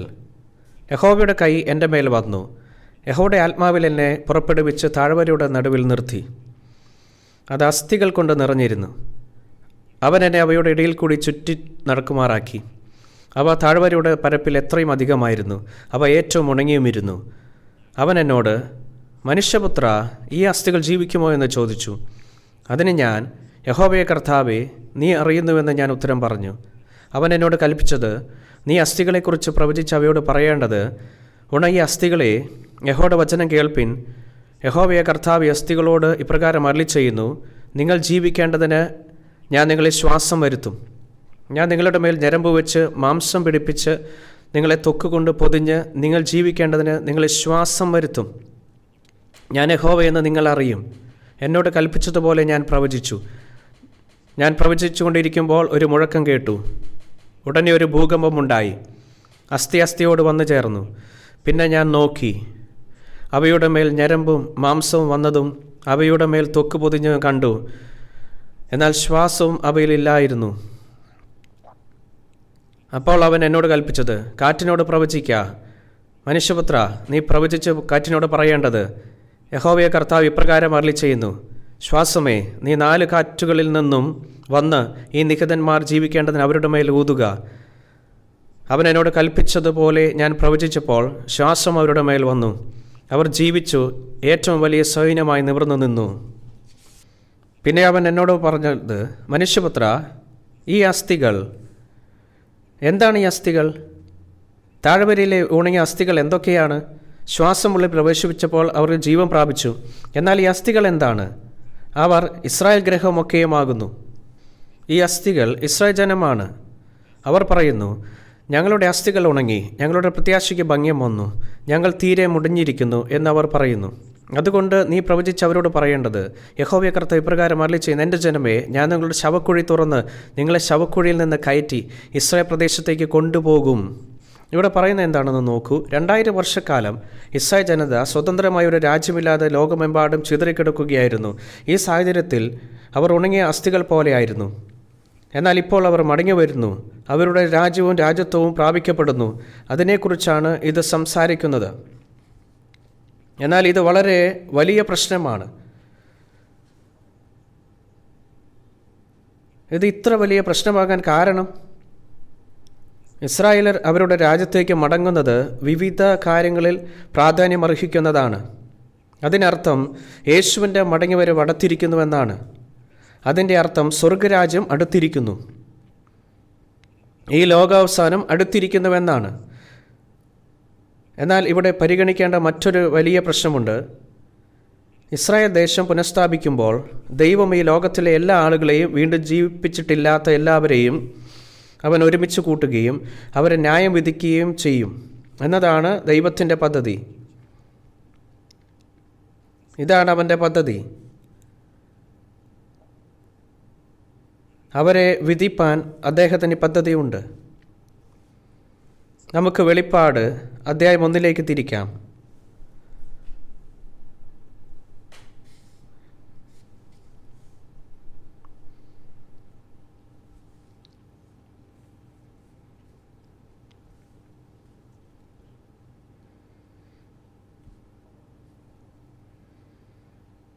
വെളിപ്പാട് അധ്യായം 1 വാക്യം 3. അത് പുതിയ നിയമത്തിലാണ്. വെളിപ്പാട് അധ്യായം 1 വാക്യം 3. നമുക്കിത് ഒരുമിച്ച് വായിക്കാം. ഈ പ്രവചനത്തിൻ്റെ വാക്കുകളെ വായിച്ചു കേൾപ്പിക്കുന്നവനും കേൾക്കുന്നവരും അതിൽ എഴുതിയിരിക്കുന്ന പ്രമാണിക്കുന്നവരും ഭാഗ്യവാന്മാർ. സമയം അടുത്തിരിക്കുന്നു. സമയം അടുത്തിരിക്കുന്നു. ഇന്ന് നമുക്ക് ഒരു അനുഗ്രഹം സ്വീകരിക്കാം. നിങ്ങൾക്കൊരു അനുഗ്രഹം ലഭിക്കാൻ ആഗ്രഹമുണ്ടോ? എന്നാൽ ജനം അനുഗ്രഹിക്കപ്പെടുന്നവരെക്കുറിച്ച് പറയുമ്പോൾ ചൂതാട്ടത്തിൻ്റെ ഭാഗ്യം നേടുക തുടങ്ങിയ അന്ധവിശ്വാസങ്ങളുടെ അടിസ്ഥാനത്തിൽ അവർ പറയുന്നു. അവർ ദീർഘായുസ്സിനാൽ അനുഗ്രഹിക്കപ്പെടുന്നതിനെക്കുറിച്ച് പറയുന്നു. ധാരാളം കുട്ടികളെ ജനിപ്പിക്കുന്നതിനെക്കുറിച്ച് പറയുന്നു. ആരോഗ്യവാനായിരിക്കുന്നതിനെക്കുറിച്ചും അങ്ങനെയുള്ള പല കാര്യങ്ങളെക്കുറിച്ചും അവർ സംസാരിക്കുന്നു. എന്നാൽ അതെല്ലാം അർത്ഥശൂന്യമാണ്. എന്തുകൊണ്ടാണത്? ദൈവവചനം ഇപ്രകാരം പറയുന്നത്, ഞങ്ങളുടെ ആയുഷ്കാലം 70 സംവത്സരം, ഏറെയായാൽ 80 സംവത്സരം. അതിൻ്റെ പ്രതാപം പ്രയാസവും ദുഃഖകരവും അത്രയെന്നാണ് പറയുന്നത്. ഒരു വ്യക്തിയുടെ ജീവിതം മുഴുവൻ അധ്വാനവും ദുഃഖവും ആശങ്കകൾ, ഉത്കണ്ഠകൾ, കോപം എന്നിവയാൽ നിറഞ്ഞതാണ്. ഈ രീതിയിൽ തൻ്റെ ജീവിതത്തിലൂടെ കടന്നു പോകാൻ അയാൾക്ക് കഴിയുന്നില്ല. തുടർന്ന് അവൻ്റെ പുറം വളർഞ്ഞ് മരണത്തോടടുക്കുമ്പോൾ അദ്ദേഹം പറയുന്നു, ജീവിതം അർത്ഥശൂന്യമാണ്, ഇതെല്ലാം വ്യർത്ഥമായി പോയല്ലോ. മരണത്തിന് മുൻപിൽ അവൻ ശക്തിയില്ലാത്തവനാണ്, അതിന് വഴങ്ങണം. ഇതാണ് ജീവിതം. ആലോചിച്ചു നോക്കൂ. അത്തരത്തിലുള്ള ജീവിതം നയിക്കുന്നതിൽ എന്ത് അനുഗ്രഹമാണുള്ളത്? ധാരാളം പണം സമ്പാദിച്ച് സമ്പന്നനാകുന്നതിൽ എന്താണ് അർത്ഥം? ധാരാളം പഠിച്ച് പണ്ഡിതനാകുന്നതിൽ എന്താണ് അർത്ഥം? അതെന്ത് അനുഗ്രഹമാണ്? അത് എത്ര കാലം നിലനിൽക്കും? എന്നാൽ ഒരു യഥാർത്ഥ അനുഗ്രഹം നിലനിൽക്കുന്നതിനാൽ ഇത് സ്വീകരിക്കാൻ ശ്രമിക്കാം. ഇവിടെ പറയുന്നത് നോക്കൂ. ഈ പ്രവചനത്തിൻ്റെ വാക്കുകളെ വായിച്ച് കേൾപ്പിക്കുന്നവനും കേൾക്കുന്നവനും അതിൽ എഴുതിയിരിക്കുന്നത് പ്രമാണിക്കുന്നവരും ഭാഗ്യവാന്മാർ. സമയം അടുത്തിരിക്കുന്നു. ഇപ്പോൾ ഇവിടെ നോക്കുക. അനുഗ്രഹങ്ങൾ ലഭിക്കാൻ ആളുകൾ എല്ലാത്തരം കാര്യങ്ങളും ചെയ്യുന്നു. എന്നാൽ ഇവിടെ വളരെ എളുപ്പമുള്ള ഒരു മാർഗമുണ്ട്, വളരെ എളുപ്പമുള്ള ഒരു രീതി. അതിൽ പറയുന്നു, ഈ വചനത്തിൻ്റെ വാക്കുകളെ വായിച്ചു കേൾപ്പിക്കുന്നവന് ഭാഗ്യവാൻ. വായിക്കുന്നവനും കേൾക്കുന്നവനും അനുഗ്രഹിക്കപ്പെടുമെന്നാണ് ഇതിൽ പറഞ്ഞിരിക്കുന്നത്. നമുക്ക് ഈ അനുഗ്രഹം സ്വീകരിക്കാം. ഈ യഥാർത്ഥമാണ്. നിങ്ങൾക്ക് ശരിക്കും ഇത് അനുഗ്രഹം ലഭിക്കും. വെളിപ്പാടിൻ്റെ പുസ്തകം മനസ്സിലാക്കുവാൻ വളരെ ബുദ്ധിമുട്ടാണ്. ഇത് വളരെ ബുദ്ധിമുട്ടുള്ളതിനാൽ ആളുകൾ ഇത് വായിക്കുന്നത് ഒഴിവാക്കുന്നു. അവർ അത് വായിച്ചാലും അത് എന്താണ് പറയുന്നതെന്ന് അവർക്ക് ശരിക്കും മനസ്സിലാകുന്നില്ല. എങ്കിലും വെളിപ്പാട് പുസ്തകത്തിൻ്റെ ഒരു താക്കോലുണ്ട്. താക്കോലാണ് ഒരു സിപ്പ് പോലെയാണ്. അതൊരു സിപ്പ് തുറക്കുന്നത് പോലെയാണ്. അതിൻ്റെ ചുരുളഴിക്കുന്ന ഒരു താക്കോലുണ്ട്. നമുക്ക് വെളിപ്പാട് പുസ്തകം 5-ാം അധ്യായത്തിലേക്ക് തിരിക്കാം.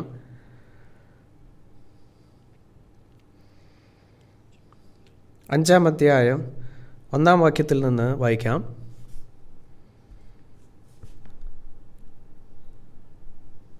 ഞാൻ സിംഹാസനത്തിൽ ഇരിക്കുന്നവൻ്റെ വലം കൈയിൽ അകത്തും പുറത്തും എഴുത്തുള്ളതായി 7 മുദ്രയാൽ മുദ്രയിട്ടൊരു പുസ്തകം കണ്ടു. ആ പുസ്തകം തുറപ്പാനും അതിൻ്റെ മുദ്ര പൊട്ടിപ്പാനും യോഗ്യനാരുള്ളൂവെന്ന് അത്യുത്തിൽ ഘോഷിക്കുന്ന ശക്തനായൊരു ദൂതനെയും കണ്ടു. ഈ കാര്യം ഞാൻ വ്യക്തമായി ഒന്ന് വിശദീകരിക്കാം. ഒരു ദർശനത്തിൽ, ഒരു വെളിപ്പാടിൽ അവൻ കണ്ട കാര്യങ്ങളാണിത്. ദൈവം സ്വർഗത്തിൽ തൻ്റെ സിംഹാസനത്തിൽ ഇരുന്നതുപോലെ ഇരുന്നു. അവൻ്റെ വലത് കൈയിൽ ഒരു ചുരുളുണ്ടായിരുന്നു. ഒരു പുസ്തകത്തിൽ എന്തോ എഴുതിയിരിക്കുന്നു. അതെനിക്കറിയില്ല എന്താണെന്ന്. പക്ഷേ അത് അകത്തും പുറത്തും എഴുതിയിരുന്നു. എന്നാൽ ഈ പുസ്തകം ആർക്കും തുറക്കുവാൻ കഴിയാതെ വണ്ണം 7 മുദ്രയാൽ മുദ്രപ്പെട്ടിരിച്ചിരുന്നു. ഇത് ദൈവത്തിൻ്റെ പ്രവൃത്തിയായിരുന്നു. ഇപ്പോൾ വാക്യം 3, പുസ്തകം തുറപ്പാനോ നോക്കുവാനോ സ്വർഗത്തിലും ഭൂമിയിലും ഭൂമിക്ക് കീഴിലും ആർക്കും കഴിഞ്ഞില്ല. പുസ്തകം തുറന്ന് വായിപ്പാനെങ്കിലും അത് നോക്കുവാനെങ്കിലും യോഗ്യനെ ആരെയും കാണായിക്കൊണ്ട് ഞാൻ ഏറ്റവും കരഞ്ഞു. പത്മോസ് ദ്വീപിൽ വെച്ചാണ് അപ്പോസ്തലൻ യോഹന്നാൻ ഈ വെളിപ്പാട് ലഭിച്ചത്. ഇവ യഥാർത്ഥത്തിൽ സംഭവിക്കുന്നത് പോലെയാണ് അവൻ കണ്ടത്. പുസ്തകം തുറക്കുവാനോ അതിലെ ഉള്ളടക്കം അറിയുവാനോ ആരുമില്ലാത്തതിനാൽ യോഹന്നാൻ വാവിട്ട് കരഞ്ഞു. എന്നാൽ പിന്നീട് ദൈവത്തിൻ്റെ അടുത്തിരുന്നവരിൽ ഒരാൾ, അപ്പോൾ മൂപ്പന്മാരിൽ ഒരുത്തൻ എന്നോട്, കരയണ്ട, യഹൂദ ഗോത്രത്തിലെ സിംഹവും ദാവീദിൻ്റെ വേരുമായവൻ പുസ്തകവും അതിൻ്റെ 7 മുദ്രയും തുറപ്പാൻ തക്കവണ്ണം ജയം പ്രാപിച്ചിരിക്കുന്നുവെന്ന് പറഞ്ഞു. ഞാൻ സിംഹാസനത്തിൻ്റെയും 4 ജീവികളുടെ നടുവിലും മൂപ്പന്മാരുടെ മധ്യത്തിലും ഒരു കുഞ്ഞാട് അറുക്കപ്പെട്ടതുപോലെ നിൽക്കുന്നത് കണ്ടു. കുഞ്ഞാടിനെ കാണുന്നു. ഈ കുഞ്ഞാട് യേശുവാണ് ഈ കുഞ്ഞാട്. അറുക്കപ്പെട്ടതുപോലെ നിൽക്കുന്നു. യേശു ഈ ഭൂമിയിൽ വന്ന് കൊല്ലപ്പെട്ടു. അതിന് 7 കൊമ്പും സർവ്വഭൂമിയിലേക്കും അയച്ചിരുന്ന 7 ദൈവാത്മാക്കളായ 7 കണ്ണുമുണ്ട്. അവൻ വന്ന് സിംഹാസനത്തിൽ ഇരിക്കുന്നവൻ്റെ വലം കയ്യിൽ നിന്ന് പുസ്തകം വാങ്ങി. യേശു പിതാവായ ദൈവത്തിൻ്റെ സന്നിധിയിൽ വന്ന് പുസ്തകം വാങ്ങി. അവൻ ആ പുസ്തകം എടുത്തു. വാങ്ങിയപ്പോൾ 4 ജീവികളും 24 മൂപ്പന്മാരും ഓരോരുത്തൻ വീണയും വിശുദ്ധന്മാരുടെ പ്രാർത്ഥന എന്ന ധൂപവർഗം നിറഞ്ഞ പൊൻകലശവും പിടിച്ചുകൊണ്ട് കുഞ്ഞാടിൻ്റെ മുൻപാകെ വീണു. പുസ്തകം വാങ്ങുവാനും അതിൻ്റെ മുദ്ര പൊട്ടിപ്പാനും നീ യോഗ്യൻ, നീ അറുക്കപ്പെട്ടു, നിന്റെ രക്തം കൊണ്ടും സർവ്വഗോത്രത്തിലും ഭാഷയിലും വംശത്തിലും ജാതിയിലും നിന്നുള്ളവരെ ദൈവത്തിനായി വിലയ്ക്ക് വാങ്ങി.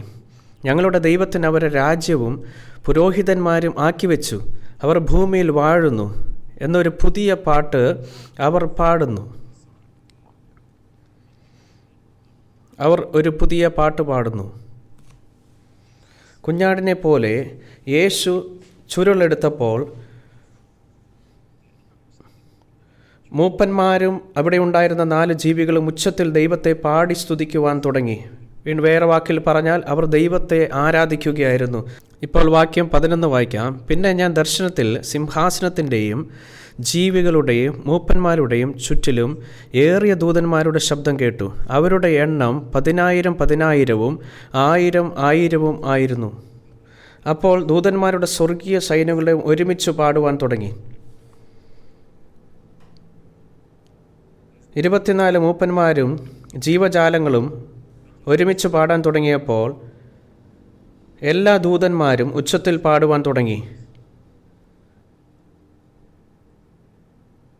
ഇപ്പോൾ വാക്യം 12. അവർ അത്യുച്ചത്തിൽ അറുക്കപ്പെട്ട കുഞ്ഞാട് ശക്തിയും ധനവും ജ്ഞാനവും ബലവും ബഹുമാനവും മഹത്വവും സ്തോത്രവും ലഭിപ്പാൻ യോഗ്യനെന്ന് പറഞ്ഞു. 13 വാക്യം. സ്വർഗത്തിലും ഭൂമിയിലും ഭൂമിക്ക് കീഴിലും സമുദ്രത്തിലുമുള്ള സകല സൃഷ്ടിയും അവയിലുള്ളതൊക്കെയും സിംഹാസനം ഇരിക്കുന്നവനും കുഞ്ഞാടിനും സ്തോത്രവും ബഹുമാനവും മഹത്വവും ബലവും എന്നേക്കും ഉണ്ടാകട്ടെ എന്ന് പറയുന്നത് ഞാൻ കേട്ടു. ഇവിടെ പറയുന്നത് എന്താണെന്ന് നോക്കൂ. ലോകത്തിലെ എല്ലാ ജീവജാലങ്ങളും പാടിക്കൊണ്ടിരുന്നു. പ്രപഞ്ചത്തിന് എന്ത് പാട്ട് പാടുവാൻ കഴിയും? ഇവയെല്ലാം പാടുകയായിരുന്നുവെന്ന് പറയുന്നത് അസംബന്ധമാണെന്ന് നിങ്ങൾ കരുതുന്നുണ്ടാകാം. എന്നാൽ നക്ഷത്രങ്ങൾ പാടിയതായി പറയുന്ന ഒരു വാക്യവും ബൈബിളിലുണ്ട്. നിങ്ങൾ ആ പിയാനോ വായിക്കുകയാണെങ്കിൽ അത് ജീവനില്ലെങ്കിലും അത് പാടും. എന്നാൽ ആ പിയാനോയേക്കാൾ എത്രയോ മഹത്വകരമായ ഒരു സംഗീതോപകരണമുണ്ട്. എനിക്ക് അതൊരു വസ്തുതയായി അറിയാം. ആ ഉപകരണമാണ് പ്രപഞ്ചം. മറ്റൊരു പ്രഭാഷണത്തിൽ ഞാൻ മുമ്പ് സൂചിപ്പിച്ചതുപോലെ ഭൂമി അതിൻ്റെ പരിക്രമ പാതയിലൂടെ മുന്നോട്ട് പോകുമ്പോൾ അതിൻ്റെ അച്ചുതണ്ടിൽ തിരിയുന്നു. അങ്ങനെ ചെയ്യുമ്പോൾ അത് വലിയ ശബ്ദമുണ്ടാക്കുന്നു. ഭൂമി തിരിയുമ്പോൾ ഉണ്ടാക്കുന്ന ശബ്ദം ഞാൻ ശരിക്കും കേട്ടിട്ടുണ്ട്. ഞാൻ ഒരിക്കൽ അമേരിക്കയിലെ വാഷിങ്ടൺ DC നിന്ന് വളരെ അകലെയല്ലാത്ത മേരിലാൻഡിൽ ഗ്രീൻ വെൽറ്റിൽ സ്ഥിതി ചെയ്യുന്ന കർട്ടിസ് മെഷീൻ കമ്പനിയിലേക്ക് പോയി. ഉപഗ്രഹങ്ങൾ നിർമ്മിക്കുന്ന കമ്പനിയായിരുന്നു അത്. ഭൂമിയുടെ അന്തരീക്ഷത്തിനപ്പുറം ഒരു ബഹിരാകാശ കപ്പലിൽ യാത്ര ചെയ്ത് ബഹിരാകാശ യാത്രികർ ഭൂമി അതിൻ്റെ അച്ചുതണ്ടിൽ തിരിയുമ്പോൾ ഉണ്ടാകുന്ന ശബ്ദത്തിൻ്റെ റെക്കോർഡിംഗ് നടത്തി. കമ്പനി ഇത് സന്ദർശകർക്ക് ശ്രവിക്കുവാൻ ലഭ്യമാക്കിയിരുന്നു. അങ്ങനെ ഭൂമി കടന്ന ശബ്ദം കേൾക്കുവാൻ ഞാൻ അവിടെ പോയി.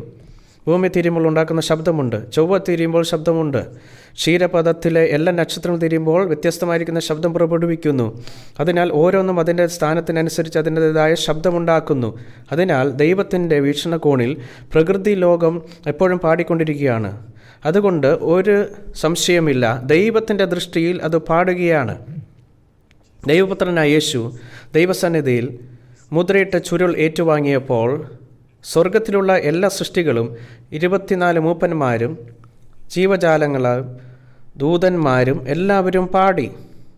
സൃഷ്ടികളെല്ലാം പാടുകയായിരുന്നു.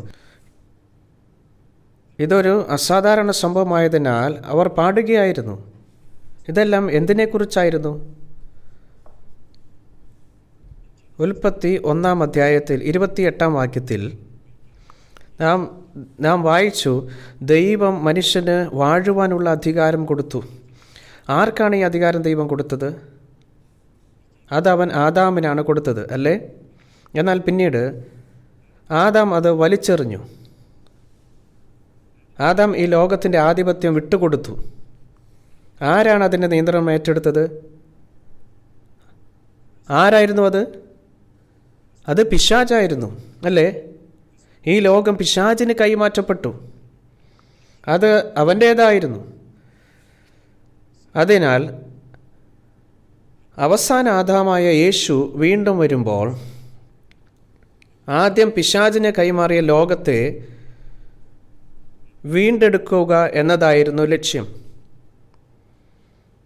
അപ്പോൾ ദൈവത്തിൻ്റെ വലതു കൈയിലുണ്ടായിരുന്ന ഈ പുസ്തകം എന്തായിരുന്നു? ഈ മുദ്ര വെച്ച പുസ്തകത്തിൽ ലോകത്തെ പിശാചിന് കൈമാറുന്നതിൻ്റെ വിശദാംശങ്ങൾ അടങ്ങിയിരുന്നു. ഈ വിശദാംശങ്ങൾ അടങ്ങിയിരിക്കുന്നതിനാൽ യേശു ചുരുളിൻ്റെ മുദ്രകൾ ഓരോന്നായി പൊട്ടിച്ച് വിശദാംശങ്ങൾ നോക്കുകയും പിശാചിന് വില നൽകുകയും ഈ ലോകത്തെ വീണ്ടെടുക്കുകയും ചെയ്യുകയായിരുന്നു. അതാണ് അതിൻ്റെ അർത്ഥം. അതിനാൽ പിശാചിൻ്റെ നിയന്ത്രണത്തിലുള്ള ഈ ലോകം ദൈവത്തിന് തിരികെ ഏൽപ്പിക്കണം. യേശു ദൈവമാണ്, അല്ലേ? അതുകൊണ്ടാണ് 24 മൂപ്പന്മാരും ജീവജാലങ്ങളും ദൂതന്മാരുടെ സൈന്യവും മനുഷ്യരും സൃഷ്ടികളുമെല്ലാം സമ്പന്നരും നിറഞ്ഞവരുമായി എല്ലാവരും പാടിയത്.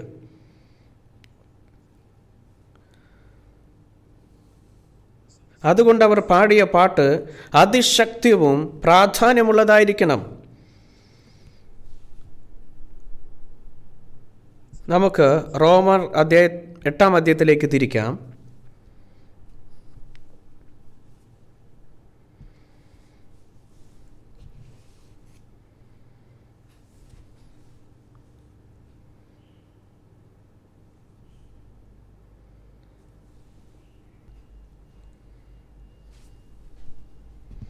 റോമർ അധ്യായം 8 വാക്യം 19.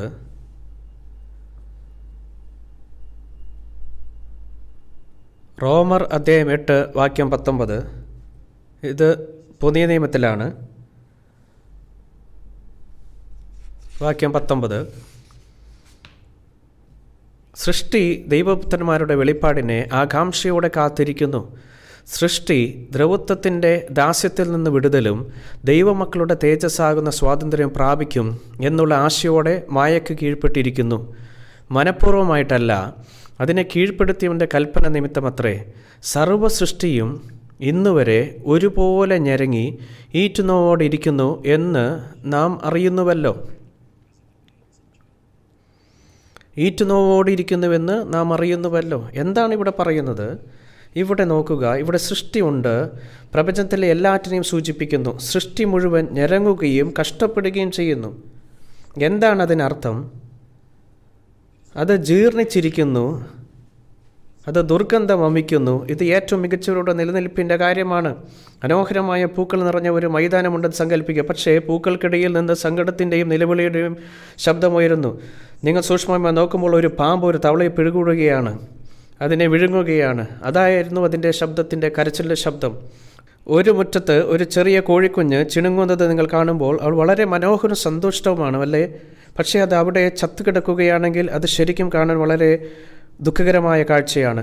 മരത്തിൽ നിന്ന് ഇലകൾ വീഴുമ്പോൾ അവ ദ്രവിച്ച് ദുർഗന്ധം വമിക്കുന്നു. ഇന്ന് ലോകത്തിലെ ജലവും മലിനീകരണം കാരണം മലിനമായിരിക്കുന്നു. സൃഷ്ടികളെല്ലാം ഞരക്കവും രോഗബാധിതവുമാണ്. എന്തുകൊണ്ടാണത്? അത് ഞരങ്ങുന്നു. പക്ഷെ എന്തുകൊണ്ട്? എല്ലാ സൃഷ്ടികളും പിശാചിൻ്റെ നിയന്ത്രണത്തിനായതിനാലാണ്. എല്ലാ സൃഷ്ടികളും ഞരങ്ങുകയാണ്. എന്നാൽ എല്ലാ സൃഷ്ടികളും ഞരങ്ങുകയും കഷ്ടപ്പെടുകയും ചെയ്യുന്നതിനാൽ അത് ആകാംക്ഷയോടെ എന്തിനോ വേണ്ടി കാത്തിരിക്കുന്നു. അത് എന്താണ് കാത്തിരിക്കുന്നത്? ഇവിടെ പറയുന്നത് നോക്കൂ, വാക്യം 19. സൃഷ്ടി ദൈവപുത്രന്മാരുടെ വെളിപ്പാടിനെ ആകാംക്ഷയോടെ കാത്തിരിക്കുന്നു. എല്ലാ സൃഷ്ടികളും ദൈവമക്കളുടെ വെളിപ്പാടിനെ കാത്തിരിക്കുകയാണ്. അതിനാൽ ഈ പ്രഭാഷണങ്ങളിൽ രണ്ടാമത്തേതിൽ ഞാൻ വിശദീകരിച്ചതുപോലെ നമ്മുടെ ഇന്നത്തെ കാലഘട്ടം ഉൾപ്പെടുന്ന ചരിത്രത്തിൻ്റെ ഗതിയിൽ ദൈവം തൻ്റെ ഏകജാതനായ പുത്രനെ നട്ടുപിടിപ്പിച്ചു. അവനിലൂടെ, അതായത് യേശുവിലൂടെ, അനേകം ദൈവമക്കൾ ജനിക്കുന്ന പ്രക്രിയയാണ് ചരിത്രം. അതിനാൽ ദൈവമക്കളുടെ എണ്ണം പൂർത്തിയായി കഴിഞ്ഞാൽ ഈ ലോകത്തിലെ എല്ലാ സൃഷ്ടികളും മോചിക്കപ്പെടും. അതെല്ലാം സ്വതന്ത്രമാകും. അതിനാണ് എല്ലാ സൃഷ്ടികളും കാത്തിരിക്കുന്നത്. അതാണ് ഇവിടെ പറയുന്നത്. ഒന്നുകൂടി വായിക്കാം, വാക്യം 19. സൃഷ്ടി ദൈവപുത്രന്മാരുടെ വെളിപ്പാടിനെ ആകാംക്ഷയോടെ കാത്തിരിക്കുന്നു. കൂടാതെ വാക്യം 20. സൃഷ്ടി ദ്രവത്വത്തിൻ്റെ ദാസ്യത്തിൽ നിന്ന് വിടുതലും ദൈവമക്കളുടെ തേജസ്സാകുന്ന സ്വാതന്ത്ര്യം പ്രാപിക്കുമെന്നുള്ള ആശയോടെ മായയ്ക്ക് കീഴ്പ്പെട്ടിരിക്കുന്നു. ദൈവമക്കളുടെ വീണ്ടും ജനിച്ചവരുടെ ആത്മാക്കൾ രക്ഷിക്കപ്പെട്ടവരും എണ്ണം നിറയുമ്പോൾ ലോകം വിധിക്കപ്പെടും. ലോകം അപ്പോൾ വിധിക്കപ്പെടും. യേശു വീണ്ടും വരുമ്പോൾ ഈ ലോകം പൂർണ്ണമായും പുനഃസ്ഥാപിക്കപ്പെടും. ശാപം തകരുകയും ചീഞ്ഞഴുകുകയും ദുർഗന്ധം വമിക്കുകയും ചെയ്യുന്നതെല്ലാം അപ്രത്യക്ഷമാകും. അതിനാണ് എല്ലാ സൃഷ്ടികളും കാത്തിരിക്കുന്നത്. നമുക്ക് വെളിപ്പാട് 5-ാം അധ്യായത്തിലേക്ക് മടങ്ങാം. ഞാൻ ആദ്യം പറഞ്ഞതുപോലെ യേശു ഈ ലോകത്തിലേക്ക് വരുമ്പോൾ ലോകത്തെ വീണ്ടെടുക്കും. പിശാചിന് കൈമാറിയിരിക്കുന്ന ഈ ലോകം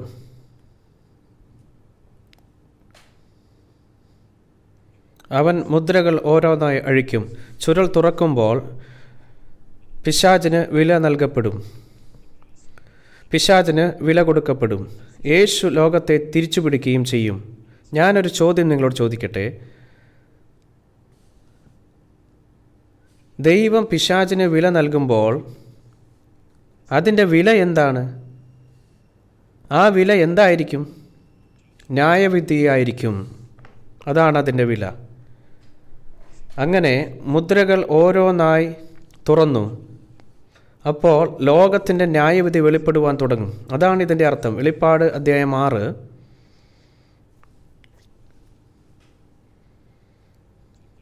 6-ാം അധ്യായം 1-ാം വാക്യം.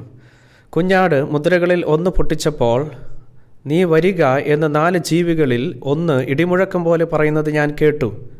അപ്പോൾ ഞാൻ ഒരു വെള്ളക്കുതിരയെ കണ്ടു. അതിന്മേൽ ഇരിക്കുന്നവൻ്റെ കയ്യിൽ ഒരു വില്ലുണ്ട്. അവനൊരു കിരീടവും ലഭിച്ചു. അവൻ ജയിക്കുന്നവനായും ജനിപ്പാനായും പുറപ്പെട്ടു. ഇവിടെ കുഞ്ഞാടായ യേശു ചുരുളെടുത്ത് മുദ്രകളിലൊന്ന് തുറന്നു. ഒരു വെളുത്ത കുതിരപ്പുറത്ത് ഒരാൾ പ്രത്യക്ഷപ്പെട്ടു. അവനൊരു വില്ലുണ്ടായിരുന്നു. ഒരു വില്ല് വളരെ കാലം മുമ്പ് ആയുധമായി ഉപയോഗിച്ചിരുന്നു. അവൻ്റെ കയ്യിൽ ഒരു വില്ലുണ്ടായിരുന്നു. അതിൽ പറയുന്നു, അവൻ ജയിക്കുന്നവനായും ജയിപ്പാനായും പുറപ്പെട്ടു. അതുകൊണ്ട് വെള്ളക്കുതിരപ്പുറത്തിരിക്കുന്ന ഈ മനുഷ്യൻ ഇപ്പോൾ നമ്മുടെ പഠന വിഷയമാകും. അവൻ എതിർ ക്രിസ്തുവാണ്. അവൻ ഭരിപ്പാനും കീഴടക്കാനും പുറപ്പെടും. പക്ഷേ അവൻ വിജയിക്കുകയില്ല. വെള്ളക്കുതിരപ്പുറത്തിരിക്കുന്ന ഈ മനുഷ്യൻ യേശുവിനെ അനുഗ്രഹിക്കുന്നവനായിരിക്കും. കാരണം യേശുവും ഒരു വെള്ളക്കുതിരപ്പുറത്ത് വരും. അങ്ങനെ ആദ്യത്തെ മുദ്ര ദയവായി ഇവിടെ നോക്കൂ. 7 വർഷത്തെ കഷ്ടത എപ്പോൾ തുടങ്ങും? എതിർ ക്രിസ്തുവിൻ്റെ വരവോടെ അത് ആരംഭിക്കും. എതിർ ക്രിസ്തു പ്രത്യക്ഷപ്പെടുമ്പോൾ അത് ആരംഭിക്കും.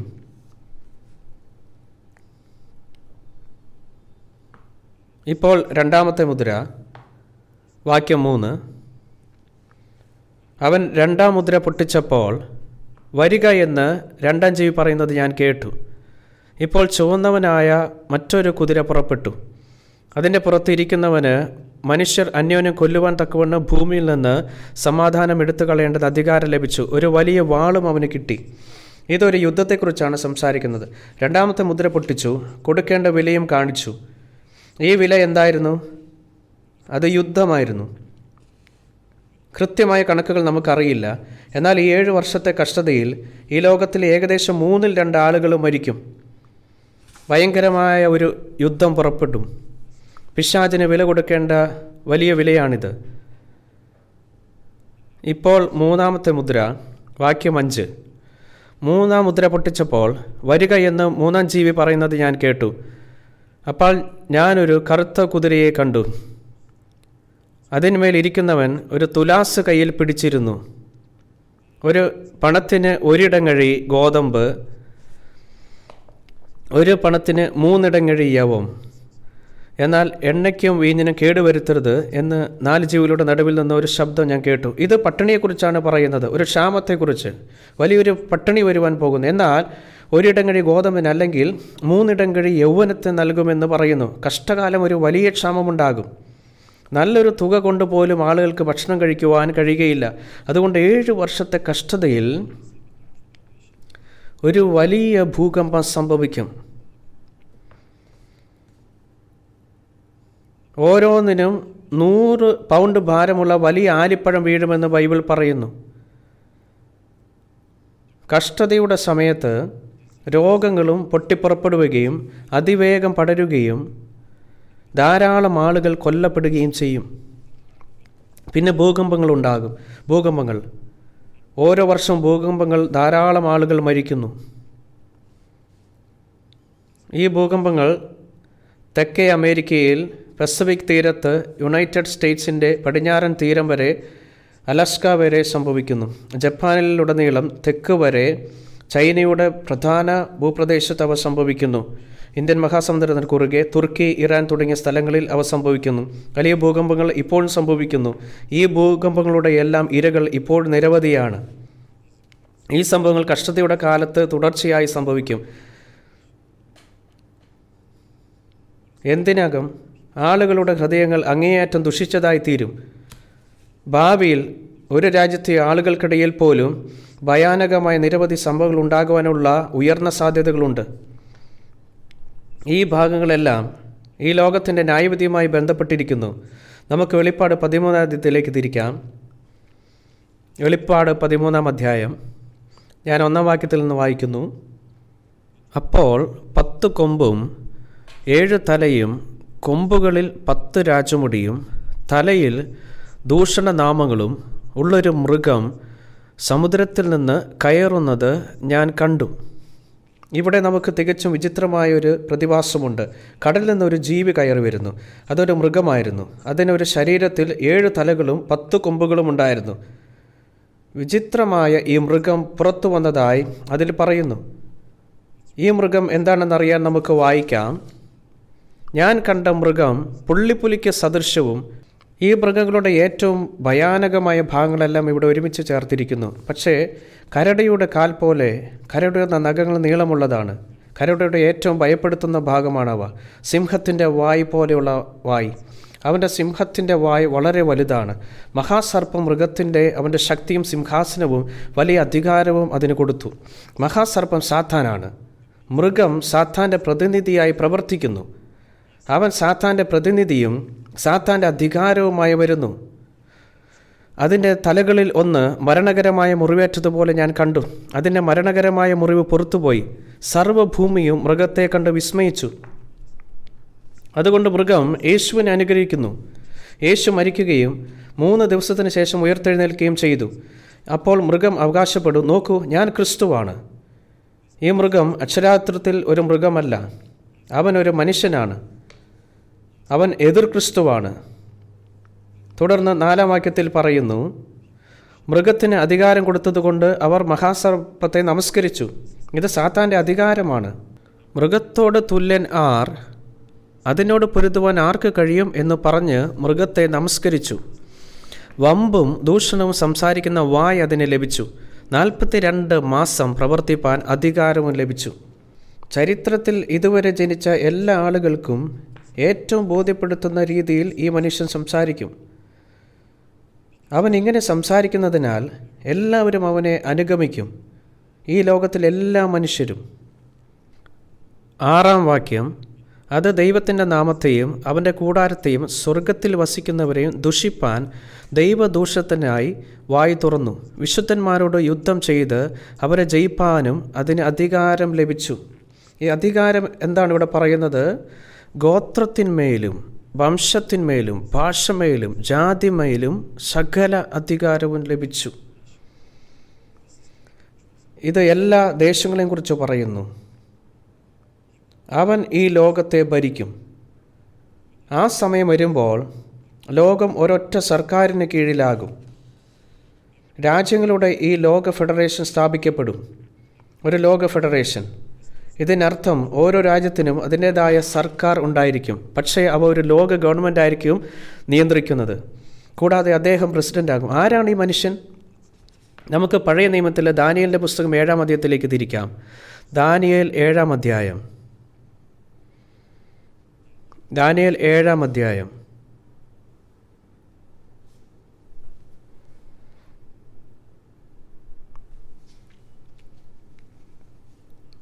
ഞാൻ 15-ാം വാക്യം മുതൽ വായിക്കാം. ദാനിയേൽ എന്ന ഞാനോ എൻ്റെ ഉള്ളിൽ എൻ്റെ മനസ്സിൽ വ്യസനിച്ചു. എനിക്കുണ്ടായ ദർശനങ്ങളാൽ ഞാൻ പരവശനായി. ഞാൻ അരികെ നിൽക്കുന്നവരിൽ ഒരുത്തൻ്റെ അടുക്കൽ ചെന്ന് അവനോട് എല്ലാറ്റിൻ്റെയും സാരം ചോദിച്ചു. അവൻ കാര്യങ്ങളുടെ അർത്ഥം പറഞ്ഞു തന്നു. ആ 4 മഹാമൃഗങ്ങൾ ഭൂമിയിൽ ഉണ്ടാകുവാനിരിക്കുന്ന 4 രാജാക്കന്മാരാകുന്നു. ദാനിയേൽ 4 മൃഗങ്ങളെ കാണുന്നു. ആ 4 മൃഗങ്ങൾ 4 രാജാക്കന്മാരെയാണ് പ്രതിനിധീകരിക്കുന്നത്. അവർ ആളുകളാണ്, 4 രാജാക്കന്മാരാണ്. 17-ാം വാക്യം, ആ 4 മഹാമൃഗങ്ങൾ ഭൂമിയിൽ ഉണ്ടാകുവാനിരിക്കുന്ന 4 രാജാക്കന്മാരാകുന്നു.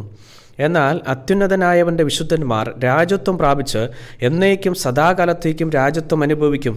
അതെ, എന്നേക്കും. അപ്പോൾ 4-ാമത്തെ മൃഗത്തിൻ്റെ അർത്ഥം അറിയുവാൻ ഞാൻ ആഗ്രഹിച്ചു. വെളിപ്പാട് 13-ാം അധ്യായത്തിൽ കാണപ്പെടുന്ന മൃഗം ഈ 4-ാമത്തെ മൃഗമാണ്, 4-ാമത്തെ മൃഗം. എന്നാൽ മറ്റേ സകല മൃഗങ്ങളിലും വെച്ച് വ്യത്യാസമുള്ളതും ഇരുമ്പ് പല്ലും താമ്ര നഖങ്ങളും ഉള്ളതായി അതിഭയങ്കരമായതും തിന്നുകയും തകർക്കുകയും ശേഷിച്ചതിനെ കാൽ കൊണ്ട് ചവിട്ടിക്കളയുകയും ചെയ്തതുമായ 4-ാമത്തെ മൃഗത്തെക്കുറിച്ചും അതിൻ്റെ തലയിലെ 10 കൊമ്പുകളെക്കുറിച്ചും അറിയാൻ ഞാൻ ആഗ്രഹിച്ചു. 10 കൊമ്പുകളെക്കുറിച്ച് നമ്മൾ നേരത്തെ വായിച്ചിരുന്നുവല്ലേ? മുളച്ചു വന്നതും 3 കൊമ്പ് വീഴിച്ചതും കണ്ണ് വമ്പ് പറയുന്ന വായുമുള്ളതും കൂട്ടുകൊമ്പുകളെക്കാൾ കാഴ്ചയ്ക്ക് വണ്ണമേറിയതുമായ മറ്റേ കൊമ്പിനെക്കുറിച്ചുമുള്ള വിവരം അറിയുവാൻ ഞാൻ ഇച്ഛിച്ചു. വയോധികനായവൻ വന്ന് അത്യുന്നതനായവൻ്റെ വിശുദ്ധന്മാർക്ക് ന്യായാധിപത്യം നൽകുകയും വിശുദ്ധന്മാർ രാജ്യത്വം കൈവശമാക്കുന്ന കാലം വരികയും ചെയ്യുവോളം ആ കൊമ്പ് വിശുദ്ധന്മാരോട് യുദ്ധം ചെയ്ത് അവർ ജയിക്കുന്നത് ഞാൻ കണ്ടു. അവൻ പറഞ്ഞതോ, 4-ാമത്തെ മൃഗം ഭൂമിയിൽ 4-ാമതായി ഉത്ഭവിപ്പാനുള്ള രാജ്യം തന്നെ. ഈ 4-ാമത്തെ മൃഗങ്ങൾ 4 രാജാക്കന്മാരാണ്. 4-ാമത്തെ മൃഗം ഭൂമിയിലുള്ള 4-ാമത്തെ രാജാവാണെന്നും പറയുന്നു. സകല രാജ്യങ്ങളിൽ വെച്ച് വ്യത്യാസമുള്ളതായി സർവ്വഭൂമിയെ തിന്ന് ചവിട്ടി തകർത്ത് കളയും. ഇനി അടുത്ത വാക്യം നോക്കുക. ഈ രാജ്യത്തു നിന്നുള്ള 10 കൊമ്പുകളോ എഴുന്നേൽപ്പാനിരിക്കുന്ന 10 രാജാക്കന്മാരാകുന്നു. നമുക്ക് ഇവിടെ വരെ വായിക്കാം. ഇതിനൊരു വിശദീകരണം ആവശ്യമാണെന്ന് ഞാൻ കരുതുന്നു. ഇപ്പോൾ ഇവിടെ നോക്കുക. BC 60-ൽ യെരുശലേം തകർന്നപ്പോൾ ജാതികളുടെ കാലം ആരംഭിച്ച് ഇതാണല്ലോ. യേശു വീണ്ടും വരുന്നത് വരെ ജാതികളുടെ കാലം തുടരുന്നു. അന്നു മുതൽ 4 രാജാക്കന്മാരും 4 സാമ്രാജ്യങ്ങളും ഈ ലോകത്തെ ഭരിക്കുമെന്നാണ് അത് പറയുന്നത്. രാജാക്കന്മാർ, 4 സാമ്രാജ്യങ്ങൾ ഈ ലോകത്തെ ഭരിക്കും. അവയിൽ ആദ്യത്തേതാണ് ബാബിലോൺ. ബാബിലോൺ ഗൾഫ് യുദ്ധത്തിൽ ഏർപ്പെട്ടിരുന്ന ഇന്നത്തെ ഇറാഖിൻ്റെ പ്രദേശത്താണ് ബാബിലോൺ സ്ഥിതി ചെയ്യുന്നത്. ഇവിടെ നിന്നാണ് നെബൂഖദ്നേസർ എന്ന രാജാവ് ലോകം മുഴുവൻ ഭരിച്ചത്. അറിയപ്പെടുന്ന ലോകം മുഴുവൻ. അവൻ ഈ പ്രദേശം മുഴുവനും കീഴടക്കി, യെരുശലേമിനെയും കീഴടക്കി. തൽഫലമായി ഇസ്രായേലർ ബാബിലോണിലേക്ക് ബന്ദികളാക്കപ്പെട്ടു. 2-ാമത്തെ സാമ്രാജ്യം പേർഷ്യയുടേതായിരുന്നു. അതാണ് ഇന്നത്തെ ഇറാൻ. പേർഷ്യൻ രാജാവായ സൈറസ് എഴുന്നേറ്റ് ബാബിലോണിനെ നശിപ്പിച്ചു. ബാബിലോണിൻ്റെ ഭരണത്തിന് കീഴിലായിരുന്നു എല്ലാ രാജ്യങ്ങളും പേർഷ്യ പിടിച്ചെടുത്തു. ഇതാണ് രണ്ടാമത്തെ മൃഗം. മഹാനായ അലക്സാണ്ടറുടെ ഭരണത്തിൽ കീഴിലുള്ള ഗ്രീസാണ് അലക്സാണ്ടർ ഭരിച്ചുകൊണ്ടിരുന്ന കാലം. ഇതാണ് മൂന്നാമത്തെ രാജ്യം. പേർഷ്യയെ പരാജയപ്പെടുത്തി അക്കാലത്തെ എല്ലാ പ്രദേശങ്ങളും ഭരിച്ചു. അലക്സാണ്ടർ ഒരു തത്വചിന്തകനായിരുന്നു. എന്നാൽ 33-ാം വയസ്സിൽ അദ്ദേഹം മരിച്ചു. റോമൻ സാമ്രാജ്യം 4ാമത്തെ രാജ്യമാണ്. ലൂക്കോസ് 2-ാം അധ്യായത്തിൽ സീസർ അഗസ്റ്റസിൻ്റെ ഭരണകാലത്താണ് യേശു ജനിച്ചതെന്ന് നാം വായിക്കുന്നു. എന്നാൽ പിന്നീട് ഓട്ടോമൻ സാമ്രാജ്യം റോമിനെ ആക്രമിച്ചെങ്കിലും അത് നശിപ്പിക്കപ്പെട്ടില്ല. പുരാതന റോം യൂറോപ്പിൽ ഒരിക്കൽ കൂടി ഉയരും. ഇത് റോമിൻ്റെ പുനഃസ്ഥാപനമായിരിക്കും. ദാനിയേൽ 2-ാം അധ്യായത്തിൽ രാജാവ് ഒരു വലിയ പ്രതിമയെക്കുറിച്ച് സ്വപ്നം കണ്ടതായി നാം കാണുന്നു. ബാബിലോണിനെ പ്രതിനിധാനം ചെയ്യുന്ന അതിൻ്റെ തല തങ്കം കൊണ്ടാണ് നിർമ്മിച്ചത്. അതിൻ്റെ നെഞ്ചും 2 കൈകളും പേർഷ്യയെ പ്രതിനിധീകരിക്കുന്നു. അതിൻ്റെ വയറും തുടകളും ഗ്രീസും. അതിൻ്റെ 2 കാലുകൾ റോമുമാണ്. അപ്പോൾ താഴെ പ്രതിമയ്ക്ക് 10 കാൽവിരലുകളും ഉണ്ടായിരുന്നു. അതിൻ്റെ 2 കാലും 10 വിരലുകളും ഉണ്ടായിരുന്നു. ആ 10 കാൽവിരലുകൾ 10 രാജ്യങ്ങളെ പ്രതിനിധാനം ചെയ്യുന്നു. ഈ 10 രാജ്യങ്ങളും ഒരു രാഷ്ട്രമായി ഒന്നിക്കും. 2500-3000 വർഷങ്ങൾക്ക് മുമ്പ് രേഖപ്പെടുത്തിയ വാക്കുകൾ ഇവിടെ നമ്മുടെ കൺമുൻപിൽ നിറവേറുകയാണ്.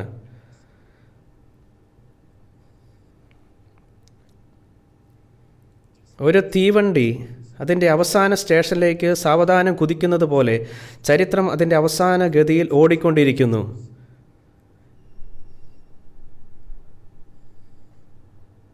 ഈ കാലഘട്ടത്തിൽ നാം ജീവിക്കുന്നതിനാൽ നാം കൈകാര്യം ചെയ്യേണ്ട പ്രധാന പ്രശ്നം എന്താണ്? ദൈവരാജ്യം അടുത്തിരിക്കുന്നു എന്നതിന് തെളിവാണ് ഇതെല്ലാം. വളരെ അടുത്താണ്. എന്നാൽ ദൈവരാജ്യത്തിൽ പ്രവേശിക്കുന്നതിന് നമ്മൾ വീണ്ടും ജനിച്ചതിൻ്റെ അനുഭവം നമുക്കുണ്ടായിരിക്കണം. നിങ്ങളുടെ ആത്മാവ് രക്ഷിക്കപ്പെടുന്ന അനുഭവം ഉണ്ടായിരിക്കണം. എല്ലാവരോടും തലവണക്കുവാൻ ഞാൻ ആവശ്യപ്പെടുന്നു. നിങ്ങളോരോരുത്തരോടും എനിക്കൊരു ചോദ്യമുണ്ട്. മറ്റാരെങ്കിലും എന്തു പറഞ്ഞാലും മനസ്സാക്ഷിയിൽ മറുപടി പറയൂ. ബൈബിളിലെ വചനങ്ങളിലെ സത്യം തിരിച്ചറിയുന്നതിലൂടെ വീണ്ടും ജനിച്ച അനുഭവം നിങ്ങൾക്ക് എപ്പോഴെങ്കിലും ഉണ്ടായിട്ടുണ്ടോ? ഇല്ലെങ്കിൽ നിങ്ങൾക്ക് ദൈവരാജ്യത്തിൽ പ്രവേശിക്കുവാൻ കഴിയുകയില്ല. ഈ പ്രഭാഷണങ്ങളിലൂടെ നമ്മൾ കൈകാര്യം ചെയ്യുന്നത് ഈ വിഷയമായതിനാൽ ഈ വാക്കുകൾ നിങ്ങൾക്ക് മുഴുവൻ ശ്രദ്ധിക്കുമെന്ന് ഞാൻ പ്രതീക്ഷിക്കുന്നു. പരിശുദ്ധനായ കർത്താവേ, ഞങ്ങൾ അങ്ങേക്ക് നന്ദി പറയുന്നു. ഞങ്ങൾ അജ്ഞരും പഠിക്കുവാൻ വൈകുന്നവരുമാണ്. പക്ഷേ ഞങ്ങൾ വായിക്കുമ്പോൾ അങ്ങയുടെ വചനത്തിലെ സത്യം മനസ്സിലാക്കുവാൻ ഞങ്ങളെ കൊണ്ടുവരണമെന്ന് ഞങ്ങൾ പ്രാർത്ഥിക്കുന്നു. ഞങ്ങൾ അങ്ങയുടെ വചനം പ്രഘോഷിക്കുന്നത് വളരെ ആത്മാർത്ഥതയോടെയാണ്. കർത്താവെ, ഈ നടപടിക്രമങ്ങൾ നിരീക്ഷിക്കുകയും പരിശുദ്ധാത്മാവിലൂടെ ഞങ്ങളെ നയിക്കുകയും ചെയ്യണമേ. അങ്ങനെ കേൾക്കുന്നവരുടെ ഹൃദയത്തിലേക്കുള്ള വാതിൽ തുറക്കപ്പെടുകയും അവരുടെ ഹൃദയങ്ങളിൽ അങ്ങയുടെ ശബ്ദം സ്വീകരിക്കുകയും ചെയ്യും.